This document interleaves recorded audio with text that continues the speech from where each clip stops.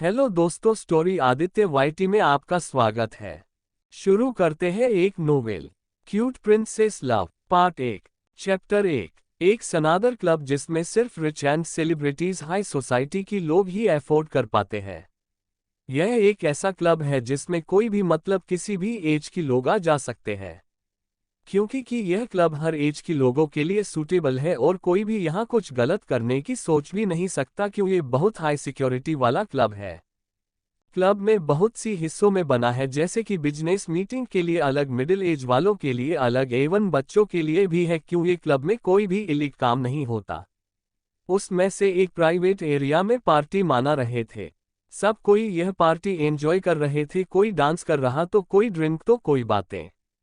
Party का reason था सब 12 थ से अब कॉलेज में आ गए थे। अरे यार, हमारी 12 तक खत्म हुआ, अब तो हम कॉलेज स्टूडेंट हो गए, ये सॉफ्ट ड्रिंक छोड़ो, चलो कुछ नया करते हैं। वह लड़की एक्साइटेड होते हुए बोली। तो बगल में बैठी एक और लड़की ने कहा, देख खुशी, तू कुछ भी मत बोल, और हमारी उम्र इतना क्या नहीं हुई कि हम अभी से ड्रिंक करें, और इस क्लब की वाइन बहुत स्ट्रांग होती है। वह लड़की समझते हुआ खुशी से बोली। खुशी उसकी ऐसे बातें सुन मुंह बनाकर बोली, अच्छा सोमा, तो क्या हम अभी 5 क्लास में हैं?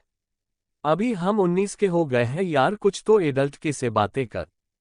तभी बीच में तीसरी लड़की ने, जिसका नाम कुकी थी, वो उन दोनों को चुप कराते हुए कहा, तुम दोनों बच्चों जैसा लड़ना बंद करो और ये देखो कि हमारी पढ़ाकू अभी तक नहीं आई।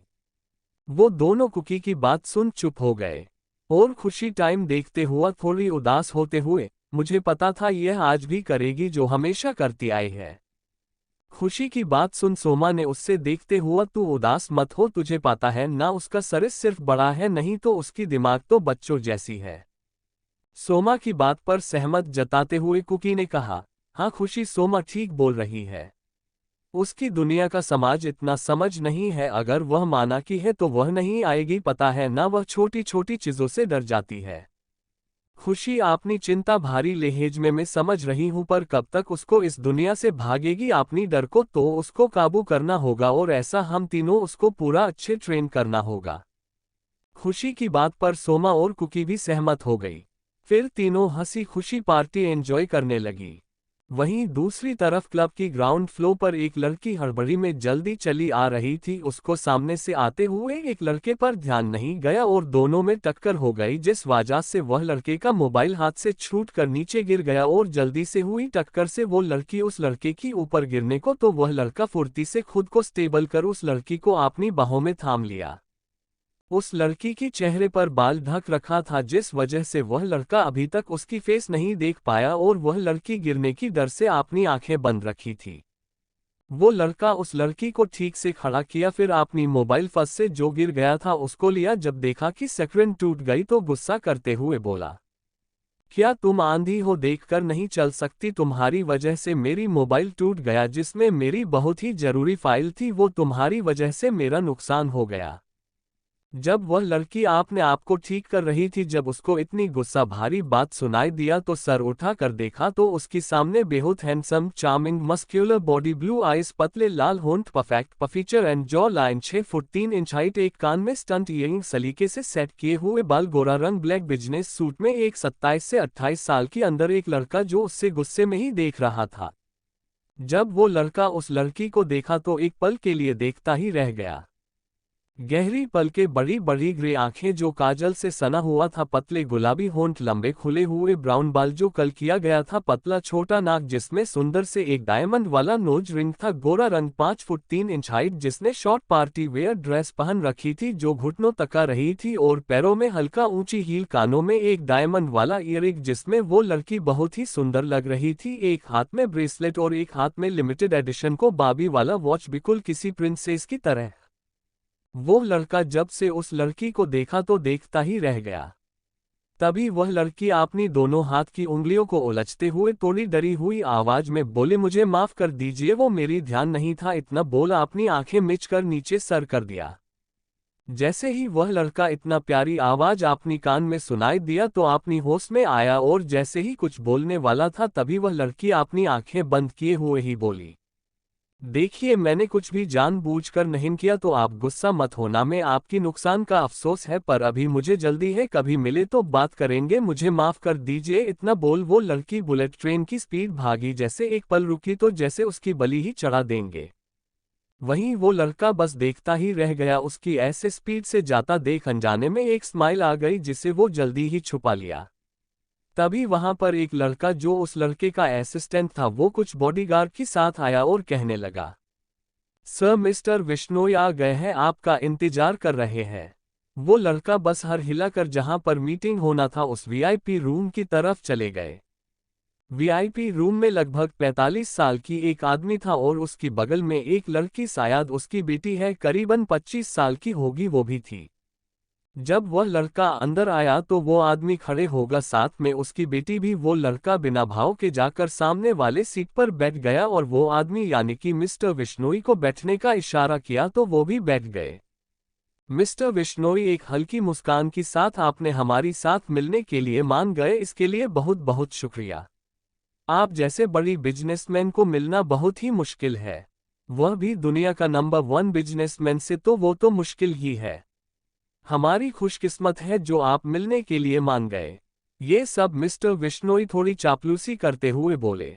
वह लड़का एक पैर में दूसरी पैर लिए किसी राजा की तरह बैठकर अपनी कोल्ड लुक के साथ, देखिए मिस्टर बिश्नोई, आपने से ही कहा, मुझसे यानी कि द शेखर माहेश्वरी से मिलना मतलब गधे की सर पर सिंह देखने की बराबर है।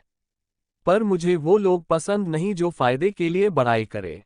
इतना बोल शेखर तिरछी हंसी के साथ मिस्टर बिश्नोई को देखने लगा। वहीं शेखर की बात सुन मिस्टर बिश्नोई की हंसी गायब हो गया और थोड़ा हड़बड़ा गया, पर जल्दी से ही आपने आपको ठीक करके बोली, जी जी आपने से ही कहा। फिर अपनी बेटी की तरफ दिखाते हुए, मिस्टर शेखर, यह मेरी बेटी कुंशी बिश्नोई, यह प्रोजेक्ट में मेरी बदले काम करेगी।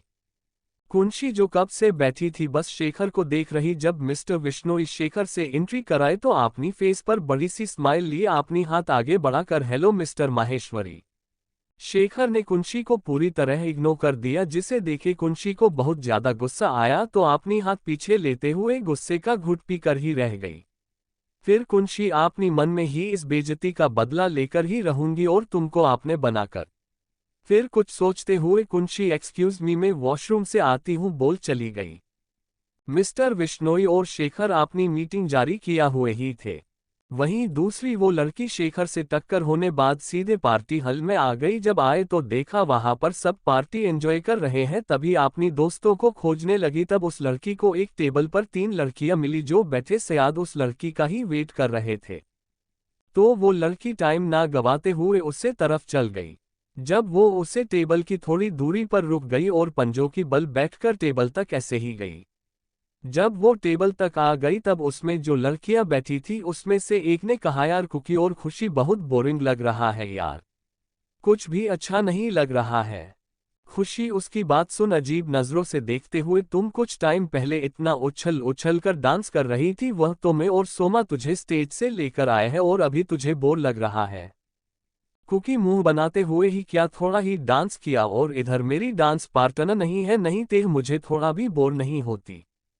वहीं वह लड़की नीचे बैठे तीनों की बात सुन रही थी, तभी वो वैसे ही बैठे कर बोली, मेरी बिना मस्ती किए जा रहा है, यही है तुम्हारी दोस्ती।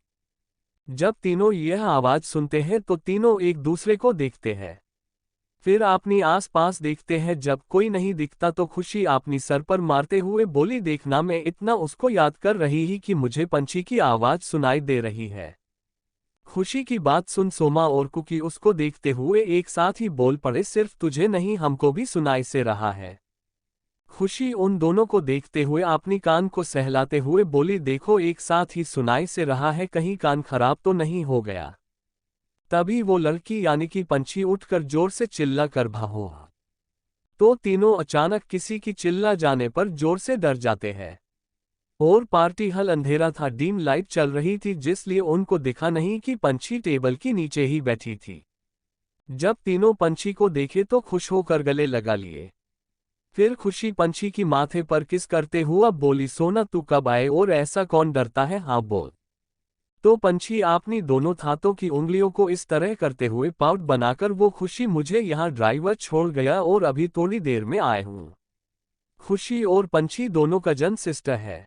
सोमा और कुकी दोनों ही पंछी का एक एक हाथ पकड़कर खुश होते हुआ बोली, अच्छा हुआ सोना तू आ गई, तेरी बिना अच्छा नहीं लग रहा था। जिससे सुन पंछी झूठी मुट्ठी नाराज होते हुए बोली, तुम लोग मेरी बिना डांस किया मस्त एंजॉय कर रहे हो और अभी मुझे झूठ झूठ बोल रहे हो। चैप्टर 2। पंछी की बात सुन सोमा थोड़ा हल्की हंसी के साथ बोली, अरे पंछी तू नाराज ना हो, वह तो तू नहीं थी इसलिए बोरियत कम करने के लिए थोड़ा डांस कर लिए। कुकी आपनी दोनों कान पकड़कर, सॉरी पंछी माफ कर दे, और तू नहीं थी इसलिए थोड़ा सा ही डांस किए, ज्यादा नहीं, तू आ गई है ना तो अब मस्ती करेंगे। पंछी सोमा और कुकी को देखते हुए बोली, अरे इतना ज्यादा गिल्ट फील मत करो, मैं तो मजाक कर रही थी। इतना बोल गले लगा लिया तीनों की बात जो कब से खुशी सुन रही थी। वह मुंह बनाते हुए बोली, हाँ भरत मिलाप हो गया है तो चलो थोड़ी डांस करते हैं, मस्ती करते हैं। इतना बोल सबकी खींचकर स्टेज पर ले गई। वहीं दूर खड़ी दो लड़कियां उन चारों को घूर रही थी, ज्यादा तो पंछी को। उसमें से एक लड़की जिसका नाम नेहा था वो नफरत के साथ, लिसा अब तो 12 तक खत्म हो गया और तू कुछ नहीं कर पाई, देख रही है कितना खुश है तुझे से ऊपर जाकर। लिसा पंछी को घूरते हुए, तू चिंता मत कर नेहा, आज इसका ऐसा ही इंतजाम करूंगी कि सारी जिंदगी सिर्फ रोती ही रह जाएगी। इतना बोल एक दूसरे को देखते हुए डेविल स्माइल करने लगी, फिर आपने फोन निकाल किसी को कॉल करने लगी। वहीं दूसरी तरफ कुंशी प्राइवेट रूम से निकालकर एक वेटर को कुछ पैसे देते हुआ बोली, याद रखना जैसे कोई गड़बड़ ना हो। इतना बोल वो वेटर को अपना काम करने जाने को बोल किसी को मैसेज कर शैतान की तरह हंसते हुए कहने लगी, मिस्टर शेखर माहेश्वरी आज की इंसल्ट तुमको इतना महंगा पड़ेगा, तुम कभी सोच नहीं सकते। इतना बोल वह भी वहीं मीटिंग रूम के लिए निकल गई। वहां गई तो मीटिंग खत्म हो गया था और मिस्टर विश्नोई सामने से आते हुए नजर आए तो कुंशी जल्दी से जाकर अपनी पापा को पूछने लगी, डैड जो मैंने आपको बोला था वही किए हो ना? मिस्टर विश्नोई कुंशी की बात सुन तिरछी मुस्कान के साथ, आज तक कोई काम अधूरा रहा है जो अब होगा, तू टेंशन मत ले, काम हो गया है। मिस्टर विश्नोई की बात सुन कुंशी अपनी पापा की गले लग गई और बोली, अब बस देखते जाए डैड, उस शेखर को कैसे आपनी बनाकर उसकी पूरी प्रॉपर्टी अपना बनाती हूँ। इतना बोल वो हंसने लगी। मिस्टर विश्नोई भी उसकी साथ देते हुए बोले, बेटा कुछ भी हो बे केयरफुल रहना, वह कोई आम इंसान नहीं है। कुंशी अपनी पापा को रिलैक्स करते हुए बोली, आप टेंशन मत लीजिए, मैं संभाल लूंगी, आप अब घर जाए। इतना बोल अपनी चाल को अंजाम देने चली गई और मिस्टर विश्नोई घर के लिए निकाल गए। वहीं शेखर अपनी असिस्टेंट को मिस्टर विश्नोई को नजर रखने को बोल अपनी प्राइवेट रूम की ओर चला गया। इस क्लब में उसकी खुद की प्राइवेट रूम हमेशा बुक रहता है, क्योंकि यह क्लब उसकी दोस्त का ही है। वहीं दूसरी तरफ पंछी खुशी सोमा कुकी डांस करते करते थक गई थी, इसलिए आकर अपनी टेबल बैठकर जूस पिन लगे और बातें करने लगी। तभी उनके पास दो लड़की आ गई जिससे देख चारों का मुंह बन गया। वहीं खुशी मजाकिया हंसी के साथ उन दोनों लड़कियों को देखते हुआ बोली, वाह आज सूर्य पश्चिम से कैसे निकला, हमारी पास चलकर खुद स्वर्ग से उतरी हुए अप्सरा यानी कि लिसा और नेहा आए हैं। खुशी की टोन से लिसा नकली हंसी हंसते हुए बोली, क्या यार खुशी, आज हम के लिए लास्ट डे है, पता नहीं कौन किस कॉलेज में जाए, इसलिए पुरानी बातों को छोड़ लास्ट डेट एक साथ एंजॉय करते हैं, क्या बोलती हो? कुकी अपनी आंखों छोटी करते हुए बोली, kind your information miss Lisa, school time से तू खुद दुश्मन बनी, ना जाने कितनी बार पंछी को बेइज्जत करना चाहा, और तू अभी अच्छी बनने का ड्रामा करना बंद कर, हमें एंजॉय करने दे। कुकी की बात सुन लिसा अपनी गुस्सा काबू करते हुए बोली, ओह कम ऑन स्वीट हार्ट, तब हम बच्चे थे तब ऐसा होता ही है बच्चों में, यू नो ना।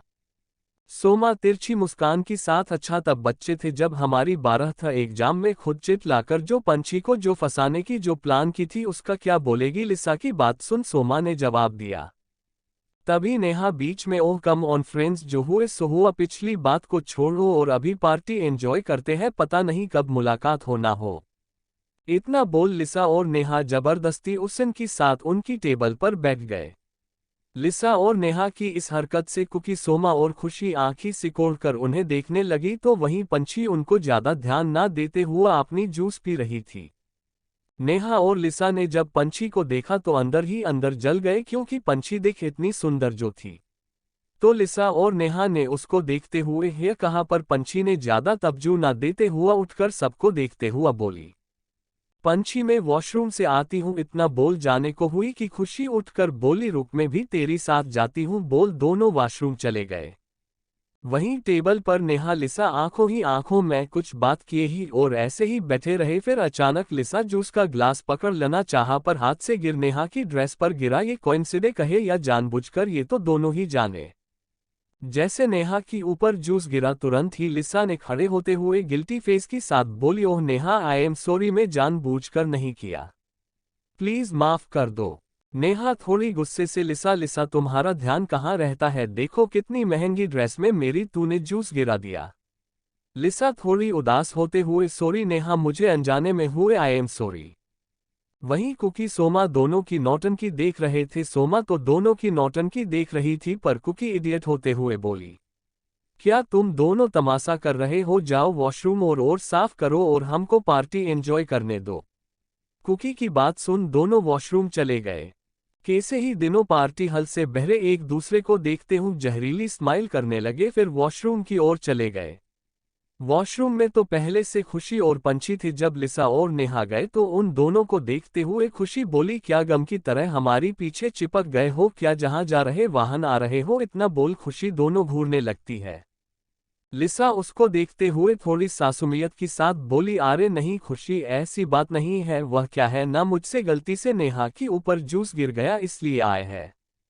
खुशी नेहा की ड्रेस देखा तो सच जूस की दाग था जिससे नेहा साफ कर रही थी। पर खुशी को ये बात थोड़ा अजीब लगी कि लिसा की हाथों से जूस गिर वो भी नेहा की ड्रेस पर। यह थोड़ा अजीब था पर ज्यादा नहीं सोची, इग्नोर कर दिया।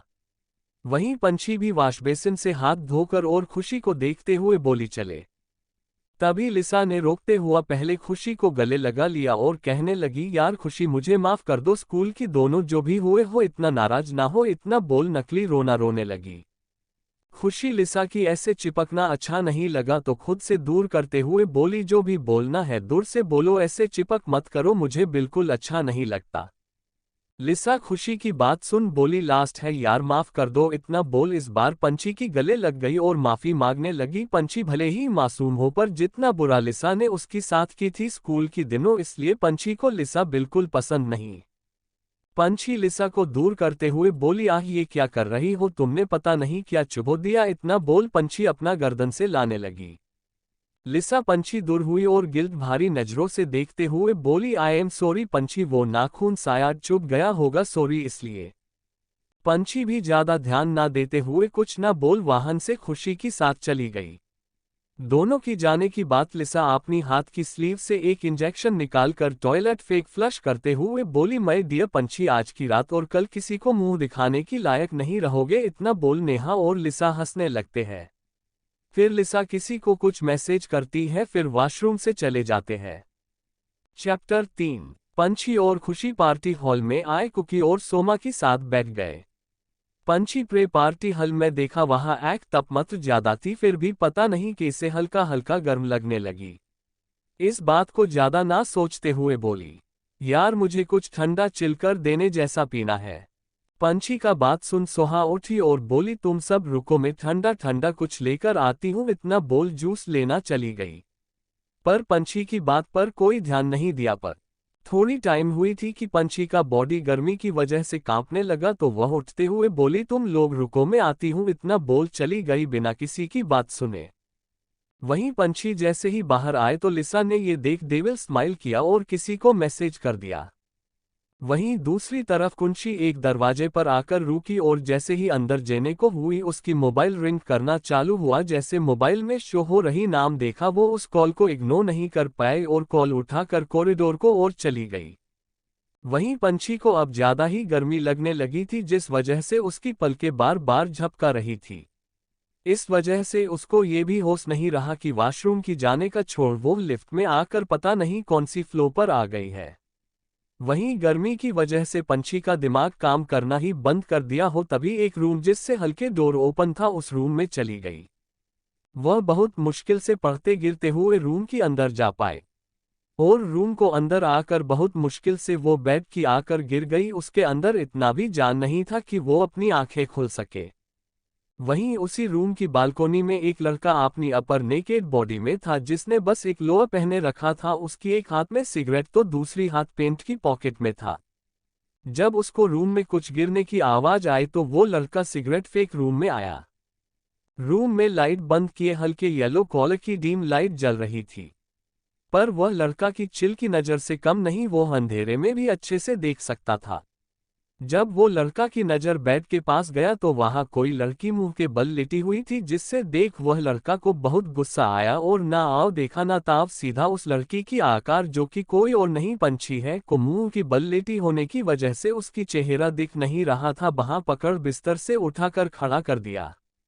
और ये लड़का कोई और नहीं शेखर होता है।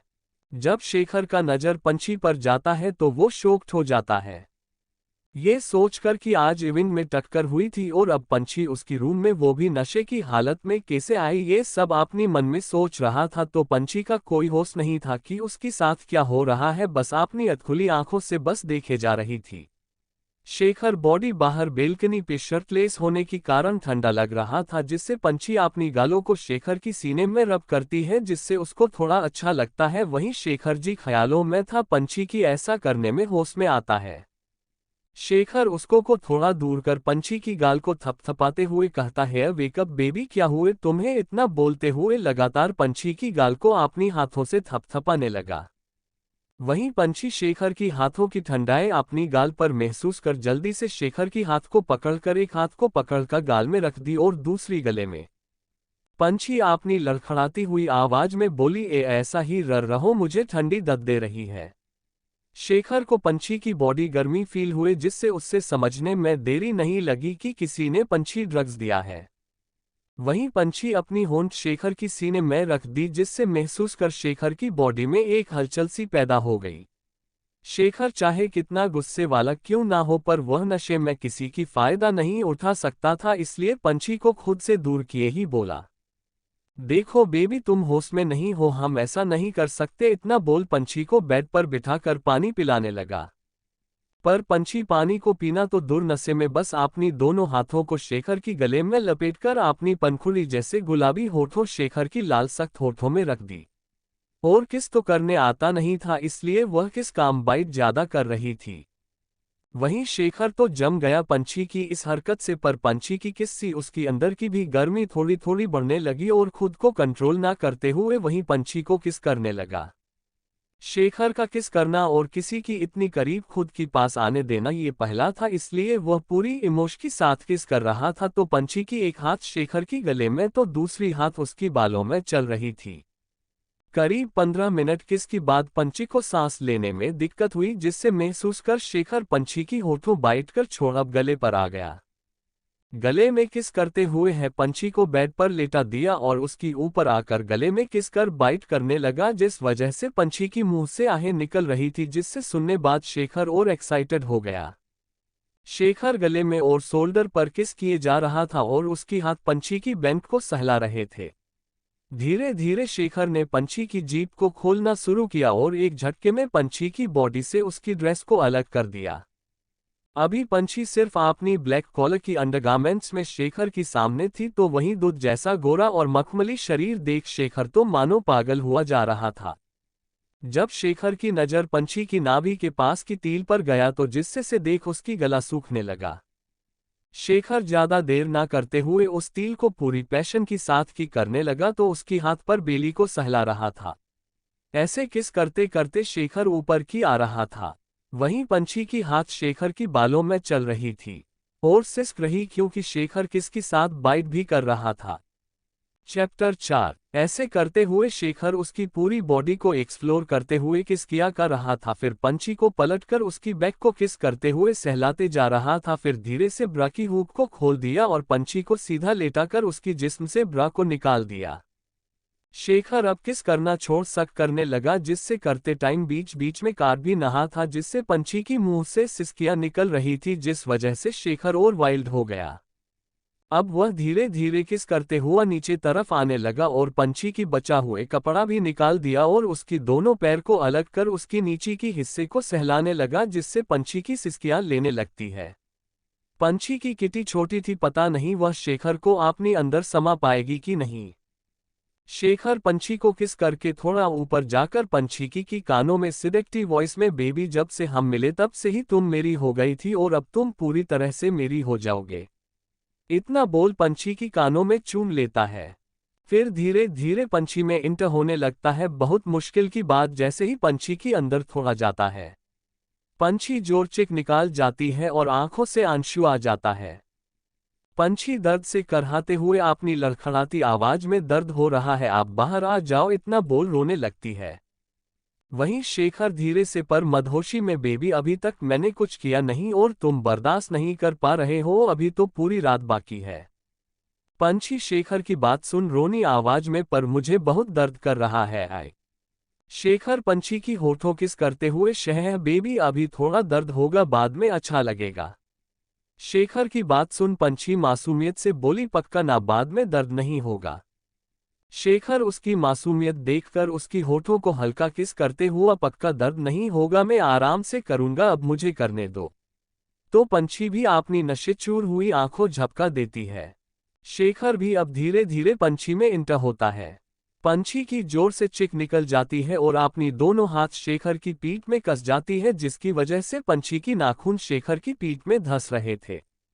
पंछी की चिक सुन शेखर अपनी लिप्स पंछी की लिप्स में रख कर किस किया ताकि पंछी ज्यादा उस तरफ ध्यान ना दे।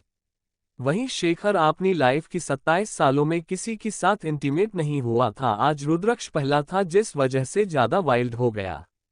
वहीं पंछी का भी पहला ही था, जिस वजह से उससे ज्यादा पेन हो रही थी।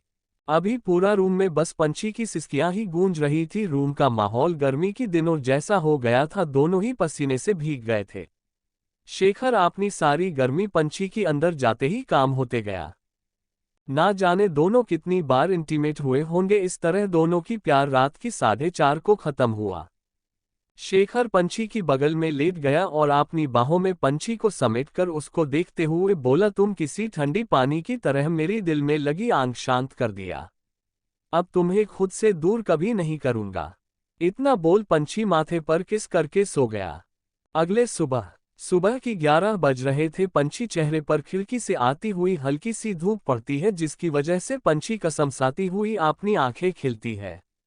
जैसे पंछी अपनी बॉडी को मूव करना चाहती थी, वो कर नहीं पाती और अपनी बॉडी में तेज दर्द का और पूरा बॉडी अकड़ गया हो महसूस कर पा रही थी। फिर खुद को काफी मुश्किल से बेड पर बैठ गई और बेड सिरहाने अपनी सर रख दी।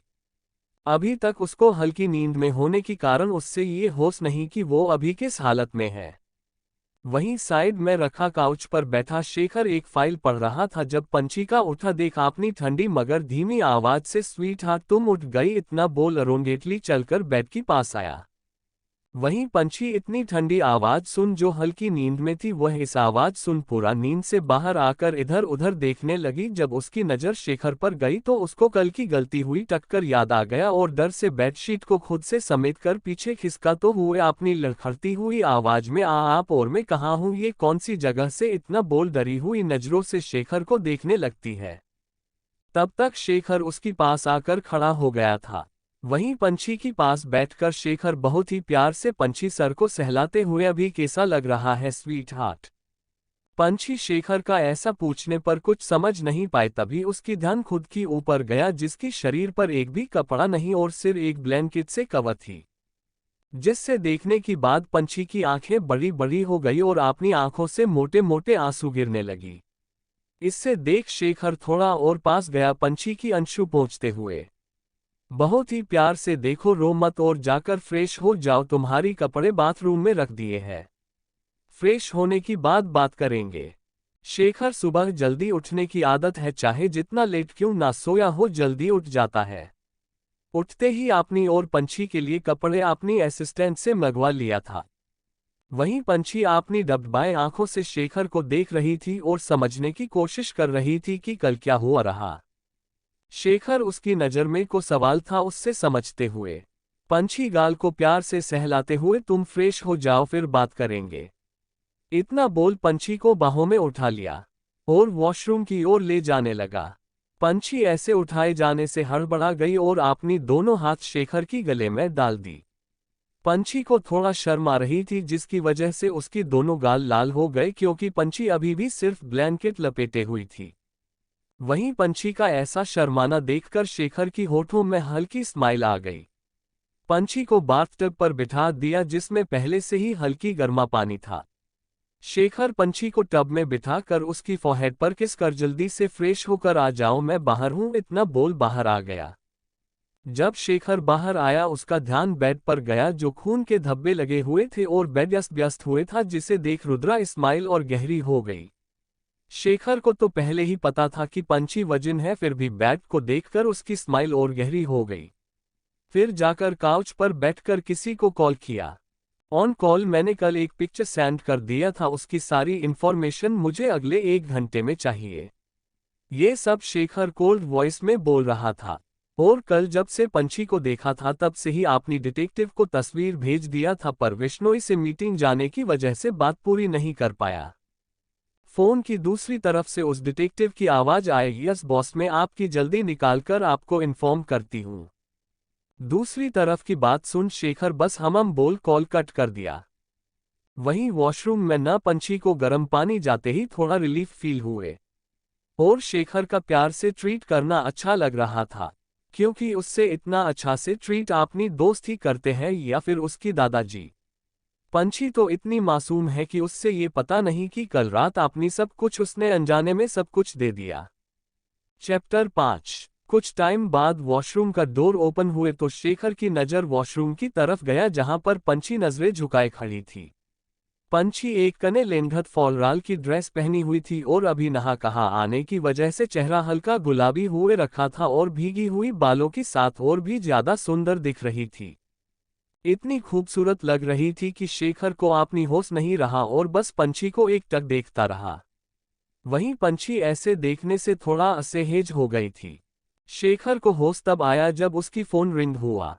फोन रिंग करते ही शेखर होश में आता है और मोबाइल में फ्लैश हो रहा नाम देखकर कॉल पिक कर लेता है। उधर कुछ बोला जाता है जिससे सुन शेखर बस हम में जवाब देकर कॉल रख देता है। कॉल रखने की बाद पंछी की तरफ देखकर बड़े प्यार से इधर मेरे पास आओ। पर पंछी थी भी भोली सी चिड़िया, उसे कुछ समझ नहीं आता कि उसके साथ हो रहा है और ऊपर से इतनी हार्ड एंड एक्टिव पर्सनैलिटी वाला लड़का उसका सामने देख डर रही थी, इसलिए अपनी जगह में मानो जम सी गई थी। शेखर देखता है पंछी को बुलाने पर नहीं आ रही है तो काउच से खड़ा होकर पंछी की तरफ अपनी कदम बढ़ा दिया। इधर पंछी अपनी ही दुनिया में गुम थी, उससे पता नहीं चला कि कब शेखर उसके पास चलते हुए आ गया। पंछी को होश तब आया जब शेखर ने उससे अपनी बाहों में उठा लिया। वहीं पंछी ऐसे उठा जाने से हड़बड़ा गई और गिर जाने की डर से अपनी हाथ शेखर की गले में लपेट लिया और अपनी बड़ी बड़ी आंखों से बस शेखर को देखती रही।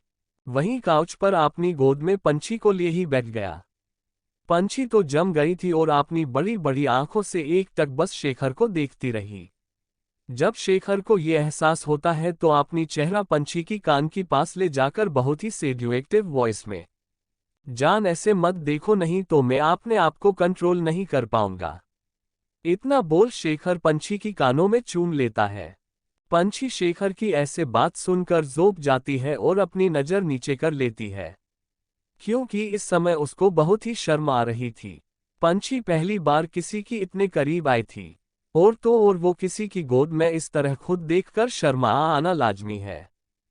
शेखर उसकी इस हालत देखकर अपनी चेहरे पर गहरी स्माइल आ गई और पंछी को अपनी सीने में लगाकर उसकी बाल को सहलाते हुए, स्वीटहार्ट इतना भी क्या शर्म, कल तो हम दोनों की मुलाकात हुई और पहली मुलाकात में एक हो गए और अब तुम सिर्फ मेरी हो, इतना बोल पंछी चीन पकड़ उसकी माथे को चुप लिया।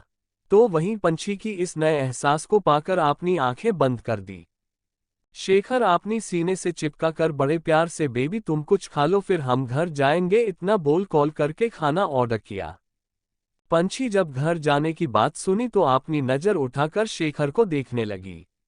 जब शेखर बात कर मोबाइल रखा फिर पंछी को देखा जो अपनी सवालिया नजरों से उसको ही देख रही थी। पंछी की आंखों में देखते हुए शेखर ने बोला अब से तुम मेरी पास मेरे साथ रहोगे। पंछी उसकी बात सुन अपनी दोनों हाथों को जोर से मलने लगी, जिससे देख शेखर समझ गया कि पंछी की में बहुत सी सवाल है। शेखर एक हाथ में पंछी कमर पर पकड़ा टाइट कर दिया और दूसरी हाथ उसकी गाल को सहलाते हुए कुछ बोलना चाहती हो तो बेफिक्री से बोलो। पंछी आपने सारी हिम्मत बोटकर अपनी कंपकपति स्वीट सी आवाज में आप मुझे अपने साथ क्यों लेकर जाना चाहते हो?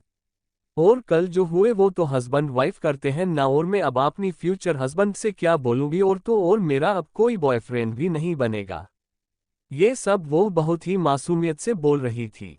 पंछी की लास्ट लाइन सुनकर शेखर को गुस्सा तो बहुत आया, पर पंछी के सामने गुस्सा नहीं दिखाना चाहता था, इसलिए एक गहरी सांस लेकर खुद को शांत करके, बच्चा किसने कहा कि हम कि तुम्हारा बॉयफ्रेंड नहीं है?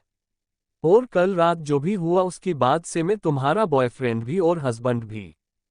पंछी उसकी बात सुन आंखों में चमक आ जाती है और अपनी चमकती आंखों से देखते हुए, सच्ची में आप मेरी बॉयफ्रेंड पर बॉयफ्रेंड गर्लफ्रेंड तो एक दूसरे से प्यार करते हैं, तो क्या आप इतना बोल चुप हो जाती है? शेखर उसकी बाल को कान की पीछे करते हुए, हाँ क्यों, तुम मुझे पसंद नहीं करती क्या? इतना बोल पंछी को गौर से देखने लगा।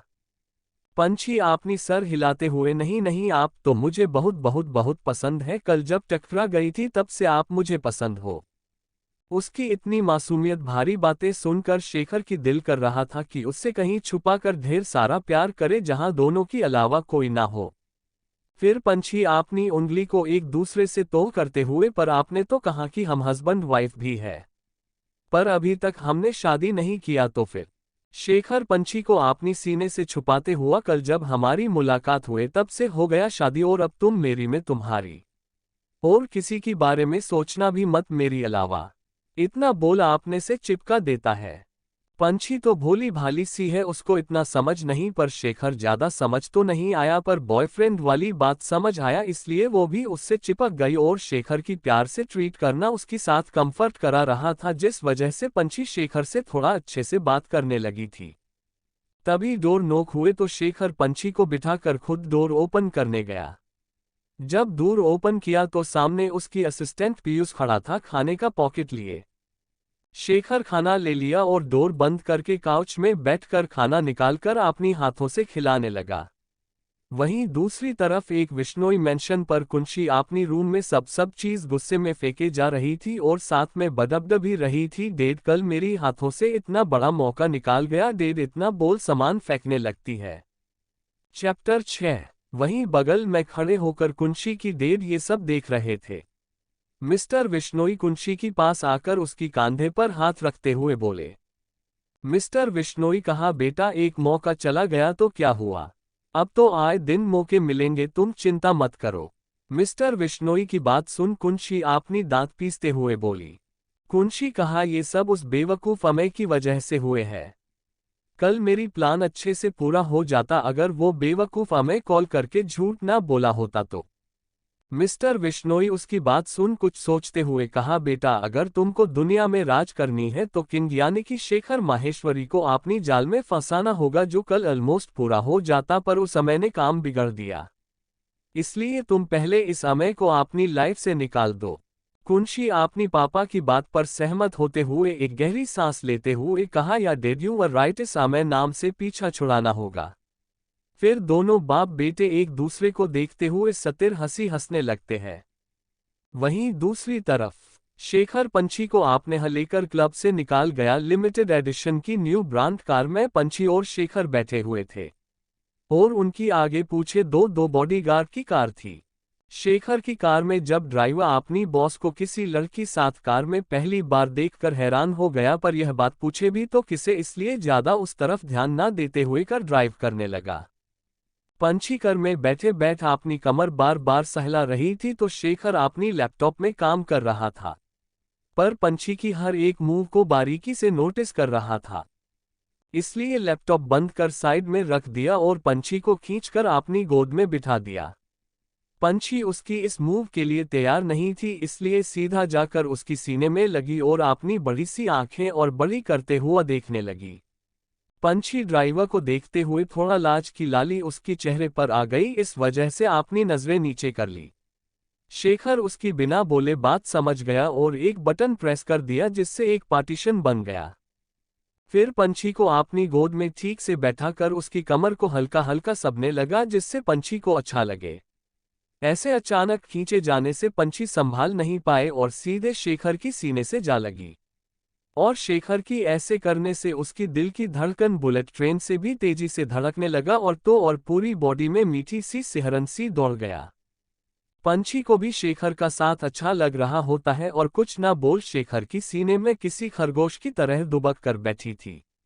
पानी भोली थी पर यह नहीं कि अच्छा बुरा कुछ ना जान सके, उसको शेखर की साथ अच्छा लग रहा होता है।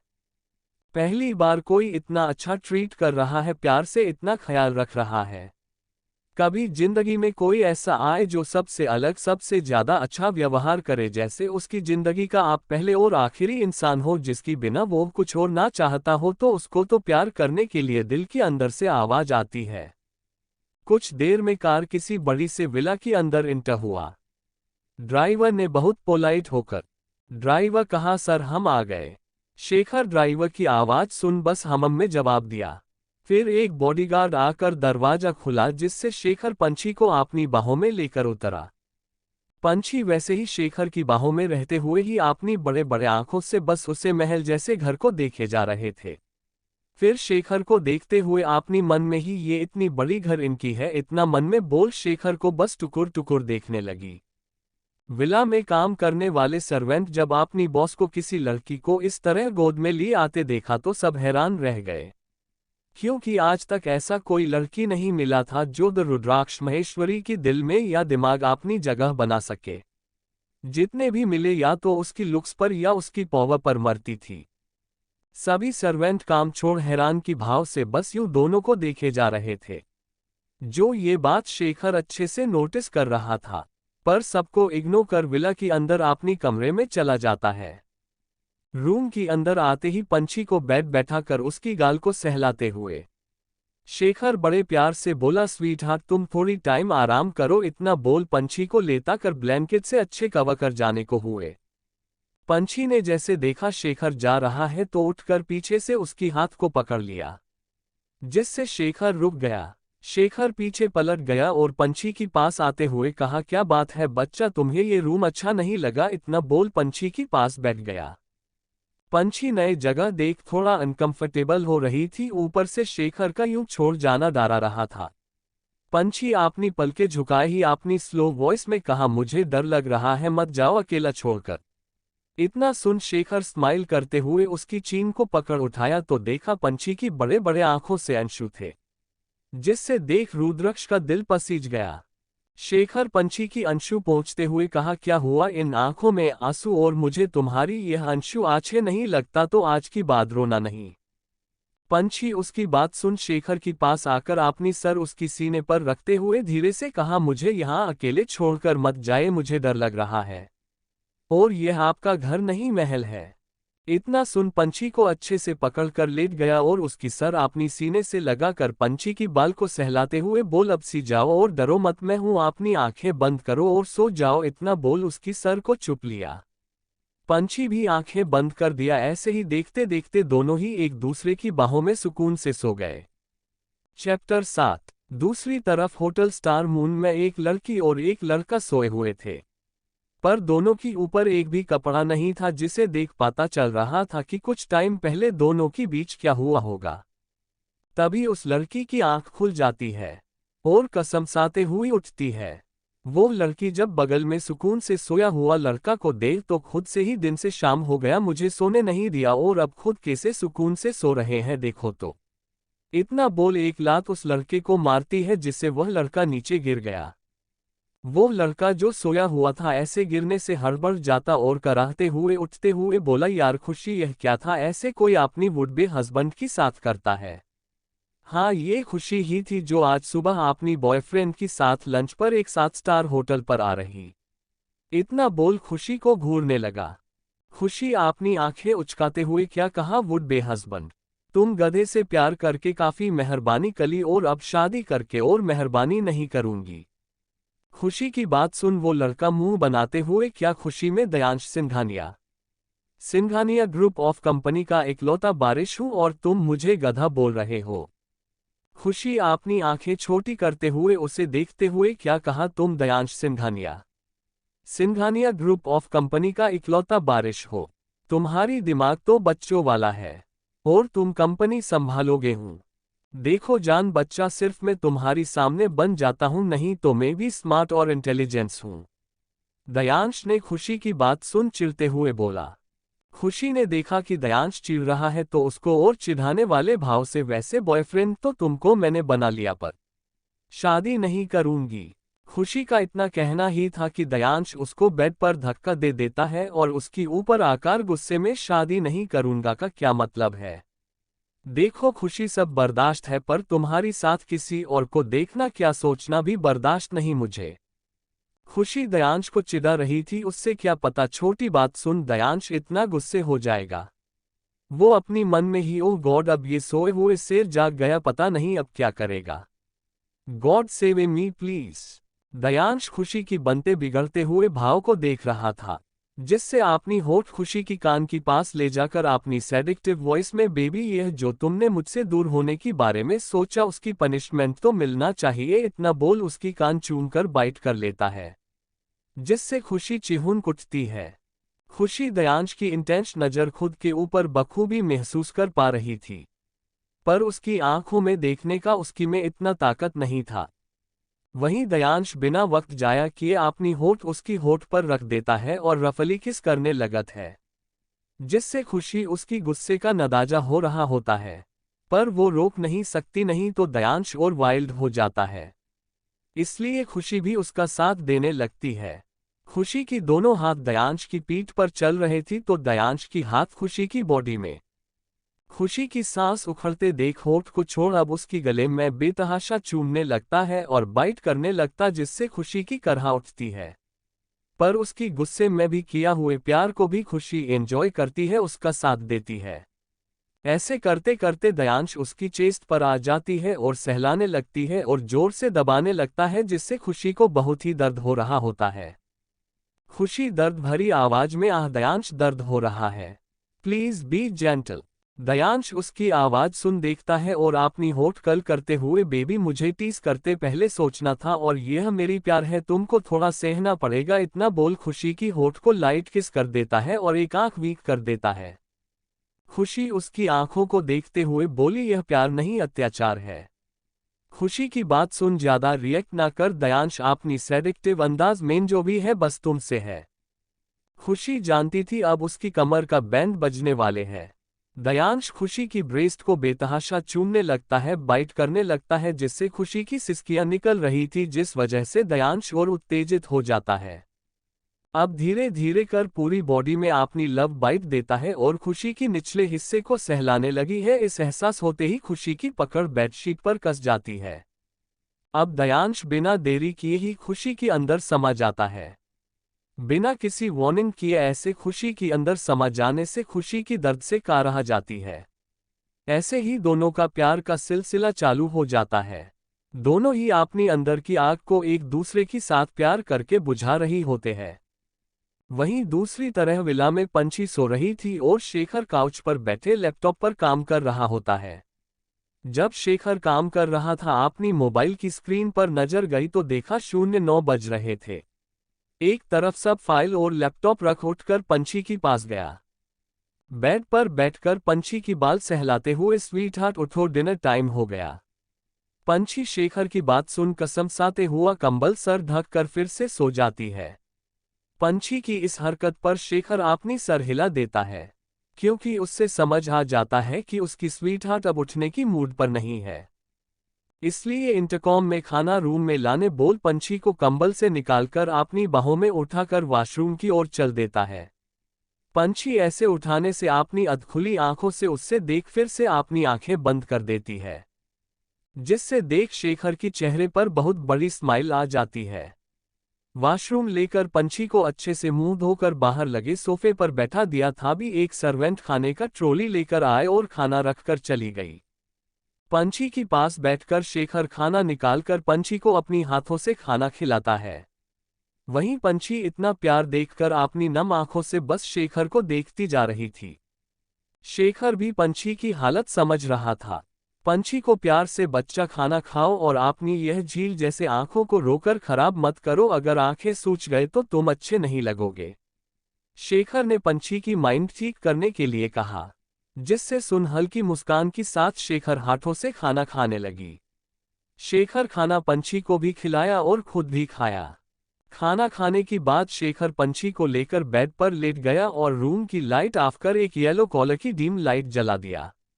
पंछी भी अपनी सर शेखर की सीने में रखकर उसको अच्छे से पकड़कर आंखें बंद कर दी। वहीं उसकी ऐसे हरकत से शेखर की फेस पर गहरी स्माइल आ गया और उसकी सर सहलाते सहलाते वो भी गहरी नींद में चला गया। चैप्टर 8। अगले सुबह जब खुशी की आंखें खुली तो अपनी आंखें मसलते हुए उठने को हुई, पर उसकी कमर में कसकर पकड़ दयांश मुंह की बल लेटा हुआ था। खुशी दयांश को देखा जो सेते टाइम बहुत हैंडसम दिख रहा था और किसी बच्चे की जैसे दिख रहा था। खुशी उसको देख मुस्कुराकर अपनी हाथ दयांश की बाल को सहलाने लगी और अपनी होठ दयांश की माथे पर रख दी। जैसे ही अपनी नजर ऊपर की उसकी नजर सीधा घड़ी पर गई जो इस समय सुबह की 08:30 हो रहा था, जिससे देख खुशी हड़बड़ाकर अपनी कमर से दयांश की हाथ हटाकर वॉशरूम में चली गई। खुशी की ऐसे करने से दयांश की भी नींद खुल गया और वॉशरूम की बंद डोर को देख बोला, यार यह कभी चैन से सोने नहीं देती और बस बंदर की तरह उछल कूद करती है जैसे इंसान ना होकर बंदर हो। इतना बोला अपनी सर झटक कर बेड से उतर वॉशरूम चला गया। शेखर की विला में पंछी सोई थी और शेखर अपनी आदत के अनुसार जिम से वर्कआउट करके रूम में आया। जब उसने पंछी को सोते देखा तो बेड की तरफ अपनी कदम बढ़ा दिया। पंछी के पास आकर शेखर बैठ गया और प्यार से पंछी की बाल को सहलाते हुए उठाने लगा। स्वीट हार्ट उठ जाओ, 8:30 बज गया है। कितना टाइम सोने का इरादा है? उठ जाओ स्वीट हार्ट, इतना बोल उसको देखने लगा। वहीं पंछी कसमसाते हुए करवट लेकर धीरे धीरे अपनी आंखें खोली, जिससे चेहरे पर सूरज की सुनहरी धूप पंछी की खूबसूरती को और बढ़ा रहा था।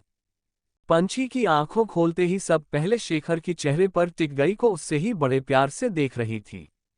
ये देख पंछी भी स्माइल करते हुए उठ गई और ज्यादा देर न करते हुए शेखर की गोद में बैठ गई। इस चीज से शेखर की फेस पर हैरान भारी भाव उतर आया, क्योंकि जब से पंछी मिली थी दोनों में ज्यादा बात नहीं थी और शेखर पंछी के बारे में जानता था, पर पंछी अभी तक शेखर के बारे में ठीक से पता नहीं और बहुत जल्द पंछी का उद्रक्ष को एक्सेप्ट करना है न कर रहा था। पर फिर भी वह बहुत खुश हुआ पंछी की इस रिएक्शन से। शेखर पंछी की बाल को सहलाते हुए, बच्चा चलो फ्रेश हो जाओ, फिर साथ में नीचे जाएंगे। पंछी शेखर की चेस्ट पर आपने सर टीका का अपनी हाथ शेखर की इर्द गिर्द लिपटा कर रखा हुआ रहा। जैसे ही पंछी शेखर की बात सुन उठकर जाने को हुई, तभी शेखर पंछी को अपनी गोद में उठा लिया। ऐसे अचानक किया जाने पर पंछी डर गई और अपनी हाथ शेखर की गले में लपेटकर शेखर की फेस को देखने लगी, जैसे कि वह जानना चाहती हो कि शेखर क्यों उसको उठाया। शेखर भी उसकी बात समझ रहा था, इसलिए अपनी मुंह पंछी की कान के पास ले जाकर बहुत ही सेडेक्टिव अंदाज में, baby I am getting late, why not take a bath together, इतना बोलकर शेखर पंछी को वॉशरूम की तरह ले जाने लगा।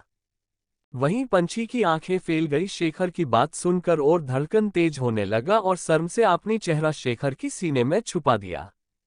पंछी को बाथरूम में स्लाव में बिठाकर अपनी दोनों हाथ पंछी की चेहरे को थाम लिया और अपनी होठ पंछी होंठ पर रखकर किस करने लगा। वहीं पंछी अपनी दोनों हाथ शेखर की गले में कसकर पकड़ लिया और शेखर की साथ देने लगी। पंछी का साथ पाकर शेखर खुश हो गया और पैशनेट किस करने लगा। हल्की पंछी को किस करने आता नहीं था, इसलिए किस करने की नाम पर पंछी बस काट रही थी। एक लंबी डीप पैशनेट किस के बाद शेखर पंछी की गले में किस करते हुए नाइट गाउन को निकाल देता है। रात में पंछी सिर्फ नाइट गाउन पर थी विथआउट अंडरगारमेंट, जिससे शेखर की सामने पंछी की गोर बदन था।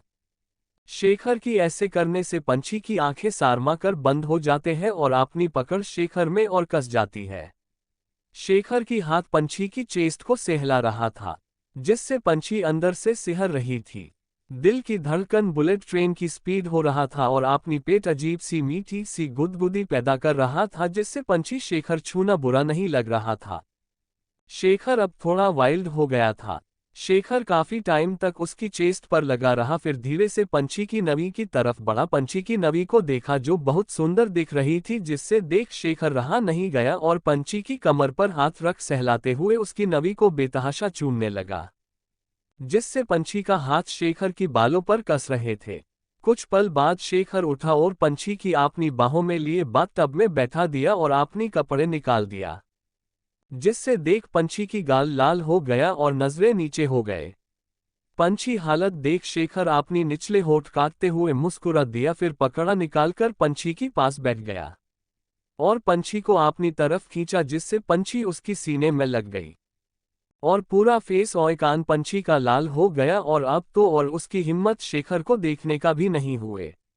जल्दी से हाथ को उस हार्ड चीज से हटाकर शेखर की सीने में चिपक गई।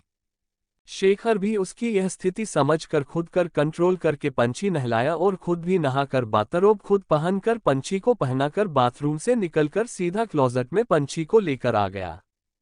दोनों ही रेडी हो गए थे और रूम में बेड पर पंछी बैठी थी तो शेखर अपनी फाइल चेक कर बैग में रख रहा था। फिर पंछी के पास आकर अपनी हाथों से पंछी की चेहरे को थामे प्यार से, स्वीट हार्ट ऐसे हर टाइम चुप मत रहा करी, मुझसे बात करो, क्यों तुम मुझसे बात नहीं करती, क्या तुमको मेरा साथ रहना अच्छा नहीं लगा? इतना बोल शेखर उसकी चेहरे को देखने लगा।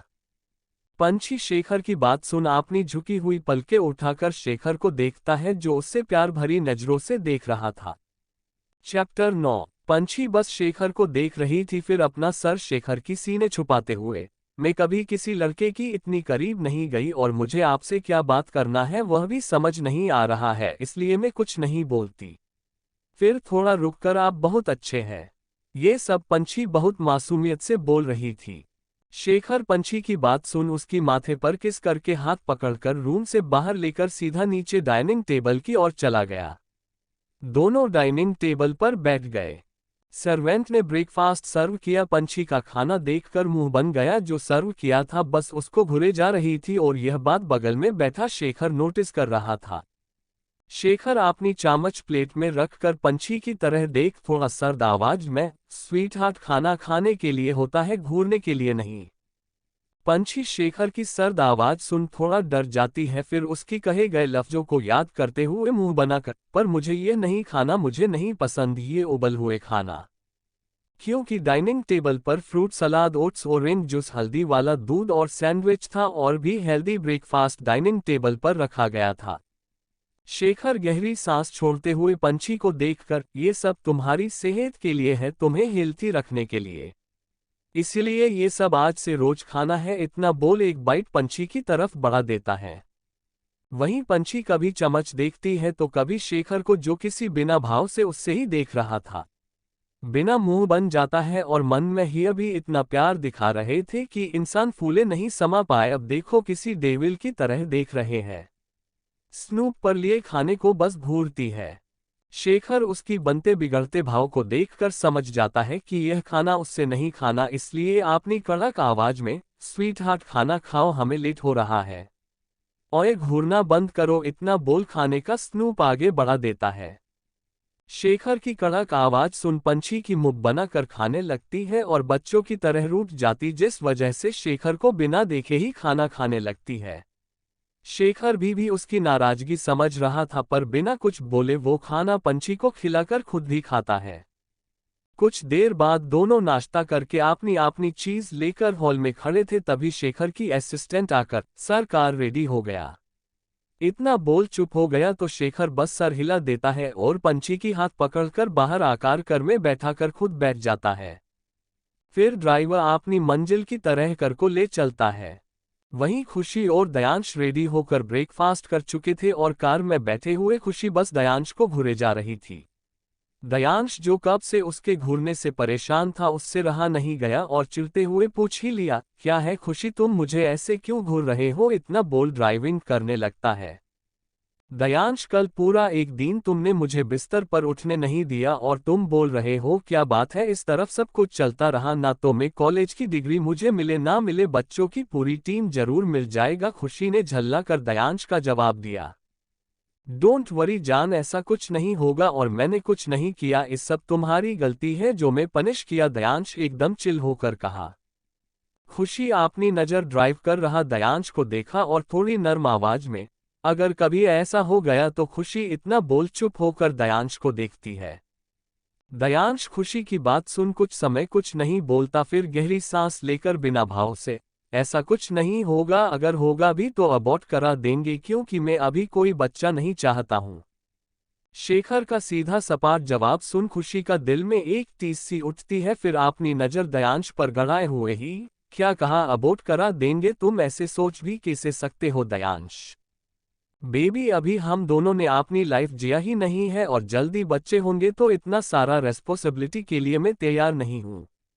समझ रहे हो ना? दयांश समझाने की भाव से कहा। खुशी कुछ देर चुप रहकर फिर से बोली, ठीक है दयांश, कार रोको। दयांश कार रोक कर खुशी को देख और पूछा, आज यहाँ क्यों कार रोकने को कहा? इतना बोल खुशी को देखने लगा है। खुशी बिना भाव से कार का डोर थोड़ा खोलकर एक पैर बाहर रखते हुए, दयांश, मैंने कभी नहीं सोचा था कि तुम कभी एबॉर्ट जैसे बात भी करोगे। और रही रेस्पॉन्सिबिलिटी की, तो वो हमारी प्यार की निशानी होता, ना कि रिस्पॉन्सिबिलिटी। आज तुम ये बात करके मेरा दिल तोड़ दिया। अब मुझे लगता है हमारी रिश्ता यहाँ तक है। इतना बोल कार से उतर कर चली जाती है बिना दयांश की बात सुने। दयांश को खुशी का यूं बिना बात सुने जाने से गुस्सा आ जाता है। गुस्से में एक मुक्का डेस्कबोर्ड पर मारते हुए, जान तुम ये अच्छा नहीं किया, बिना मेरा बात सुने चली गई। और रिश्ता तो तुम्हारी साथ हर जन्म में, तुम मुझे ऐसे नहीं छोड़ सकती, ना ही मैं। इतना बोल वाहन से चला गया। वहीं की रुके हुआ अंशु गाल पर आ जाते हैं और खुद से बड़बड़ाते हुए चली जाते हुए, नहीं दयांश, आज की बात कभी नहीं भूल सकती और अब मैं तुमसे कभी नहीं मिलूंगी। इतना बोला अपनी आंसू साफ करके कॉलगे की अंदर जाती है। वहीं शेखर की कार में खुशी अपनी आगे और पीछे चल रही बॉडीगार्ड की कार देखकर शेखर की तरफ देखते हुए अपनी में ये इतना बॉडीगार्ड लेकर चलते हैं, क्या यह इतनी अमीर है? और इतना पैसा आया कहां से इनकी पास? फिर कुछ सोचकर शेखर की पास आकर उससे चिपक गई और अपनी सर उसकी कांधे पर रखते हुए, मैं आपसे एक बात पूछूं? शेखर अपनी एक हाथ पंछी कमर पर रखते हुए, स्वीट हार्ट, तुम्हें पूछने की जरूरत नहीं है, जो बोलना है बोलो। पंछी आंखों में चमक लिए, आप इतना अमीर है जो अपनी आगे पीछे इतने बॉडीगार्ड घूमते हैं? और आप इतना पैसा कहाँ से लाए? फिर अपनी आंखें घूमते हुए, कहीं आपके पास मनी प्लांट तो नहीं जिससे पैसे उगते हो, या आपके पास कोई खजाना तो नहीं है? नहीं नहीं, आपके पास ऐसा मटका तो नहीं है जिससे सिर्फ पैसा निकलता हो जो माँ लक्ष्मी के पास होता है? ये सब पंछी ने एक सांस में बोल गई। चैप्टर 10। पंछी की बेतुकी बात सुन शेखर खुद से ही, दुनिया में ऐसे लोग भी जिन्हें यह नहीं पता कि मैं कौन हूं। फिर पंछी को देखते हुए, तुमने कभी मेरा नाम नहीं सुना था? शेखर की सवाल पर पंछी आपने सार पर टेप करते हुआ ही सोचकर बोली, नहीं, मैंने आपको क्लब में पहली बार देखा था और आपकी नाम भी मैंने नहीं सुनी थी। इतना बोल शेखर को देखने लगती है। आज पता चला दुनिया इतना नाम होने पर भी कोई फायदा नहीं, मुझे तो बहुत सी लोग जानते भी नहीं होंगे जैसे, पर स्वीटहार्ट को नहीं पता था। पर लड़कियां तो मुझे देखने के लिए उतावली हो जाते हैं, ऊपर से मैं सब लड़की का क्रश हूं। फिर ये कैसे मुझे नहीं जानती? इतना सब सोच ही रहा था कि पंछी ने उससे हिलाते हुए, क्या हुआ, कहाँ खो गए आप? स्वीट हार्ट, एक बात पूछूं, तुम लड़की ही हो ना? आई मीन, तुम्हें मेरी बारे में कैसे पता? नहीं, बहुत सी लड़की तो मुझे देखने के लिए ऑफिस तक आ जाते हैं। शेखर ने पंछी को देखते हुए बड़ी एटीट्यूड से कहा। पंछी उसकी बात सुन अपना मुंह खोल देख रही थी, फिर अपनी आंखें छोटी करते हुआ, व्हाट यू मीन, मैं लड़की ही हूं और आपके बारे में नहीं पता? तो क्या मैं लड़की नहीं हूं? शेखर सब बातों को इग्नोर कर देता है और पंछी का उसके साथ इतना फ्री होकर बात करना अच्छा लग रहा था। शेखर ने बात को बदलते हुए, आज एडमिशन है ना तुम्हारा, तो डॉक्यूमेंट लिए बैगर जा रही हो? नहीं, वो मेरी दी है ना, वो लेकर आई होगी क्योंकि हमारी पहले से ही सब प्लान हुए था, पंछी ने शेखर को जवाब दिया। ऐसे ही दोनों में बातें करते हुए जा रहे थे। शेखर तो सिर हमम ही बोल रहा था, पर पंछी नॉनस्टॉप अपनी दोस्तों के बारे में बता रही थी। ऐसे ही शेखर ज्यादा बात करना पसंद नहीं था, इसलिए वो सिर्फ पंछी को सुन रहा था। ऐसे ही करते हुए कॉलेज आ गया तो पंछी कार का डोर ओपन करने को हुई कि शेखर ने उसको अपनी करते हुए बहुत ही ठंडे लहजे में, बेबी मेरा कुछ बात अच्छे से सुनो और अपनी दिमाग में बैठा लो। किसी से ज्यादा ना बात करना और लड़कों से दूर रहना और किसी की बातों पर मत आना, कोई भी बात हो मुझे कॉल करना। इतना बोल एक फोन पंछी की हाथों में से दिया। पंछी आपनी मोबाइल देखकर शेखर की तरफ देखी तो जैसे रुद्राक्ष समझ गया हो वैसे ही बोला, उस दिन से तुम्हारा मोबाइल मेरे पास ही था और इसमें मैंने अपना नंबर सेव कर दिया है। कोई भी प्रॉब्लम हो तो मुझे कॉल करना। आए बात समझ। इतना बोल पंछी को देखने लगा जो अजीब तारीख से देख रही थी। पंछी मुंह बनाते हुए, क्या मैं एक बच्ची हूं जो आप इतना सारा इंस्ट्रक्शन दे रहे हो? और आज तो सिर्फ एडमिशन करने जा रही हूं ना। इतना बोल पाउट बना लिया जिससे देख शेखर को पंछी और भी क्यूट लगने लगा और ज्यादा लेट ना करते हुए अपनी होंठ पंछी की होंठ पर रख दिया। शेखर बहुत ही एहसास लिए किस कर रहा था। ऐसे ही 10 मिनट बाद पंछी को छोड़कर अपनी सीने से लगा लिया तो वहीं पंछी अपनी बढ़ती सेंसों को काबू करने लगी।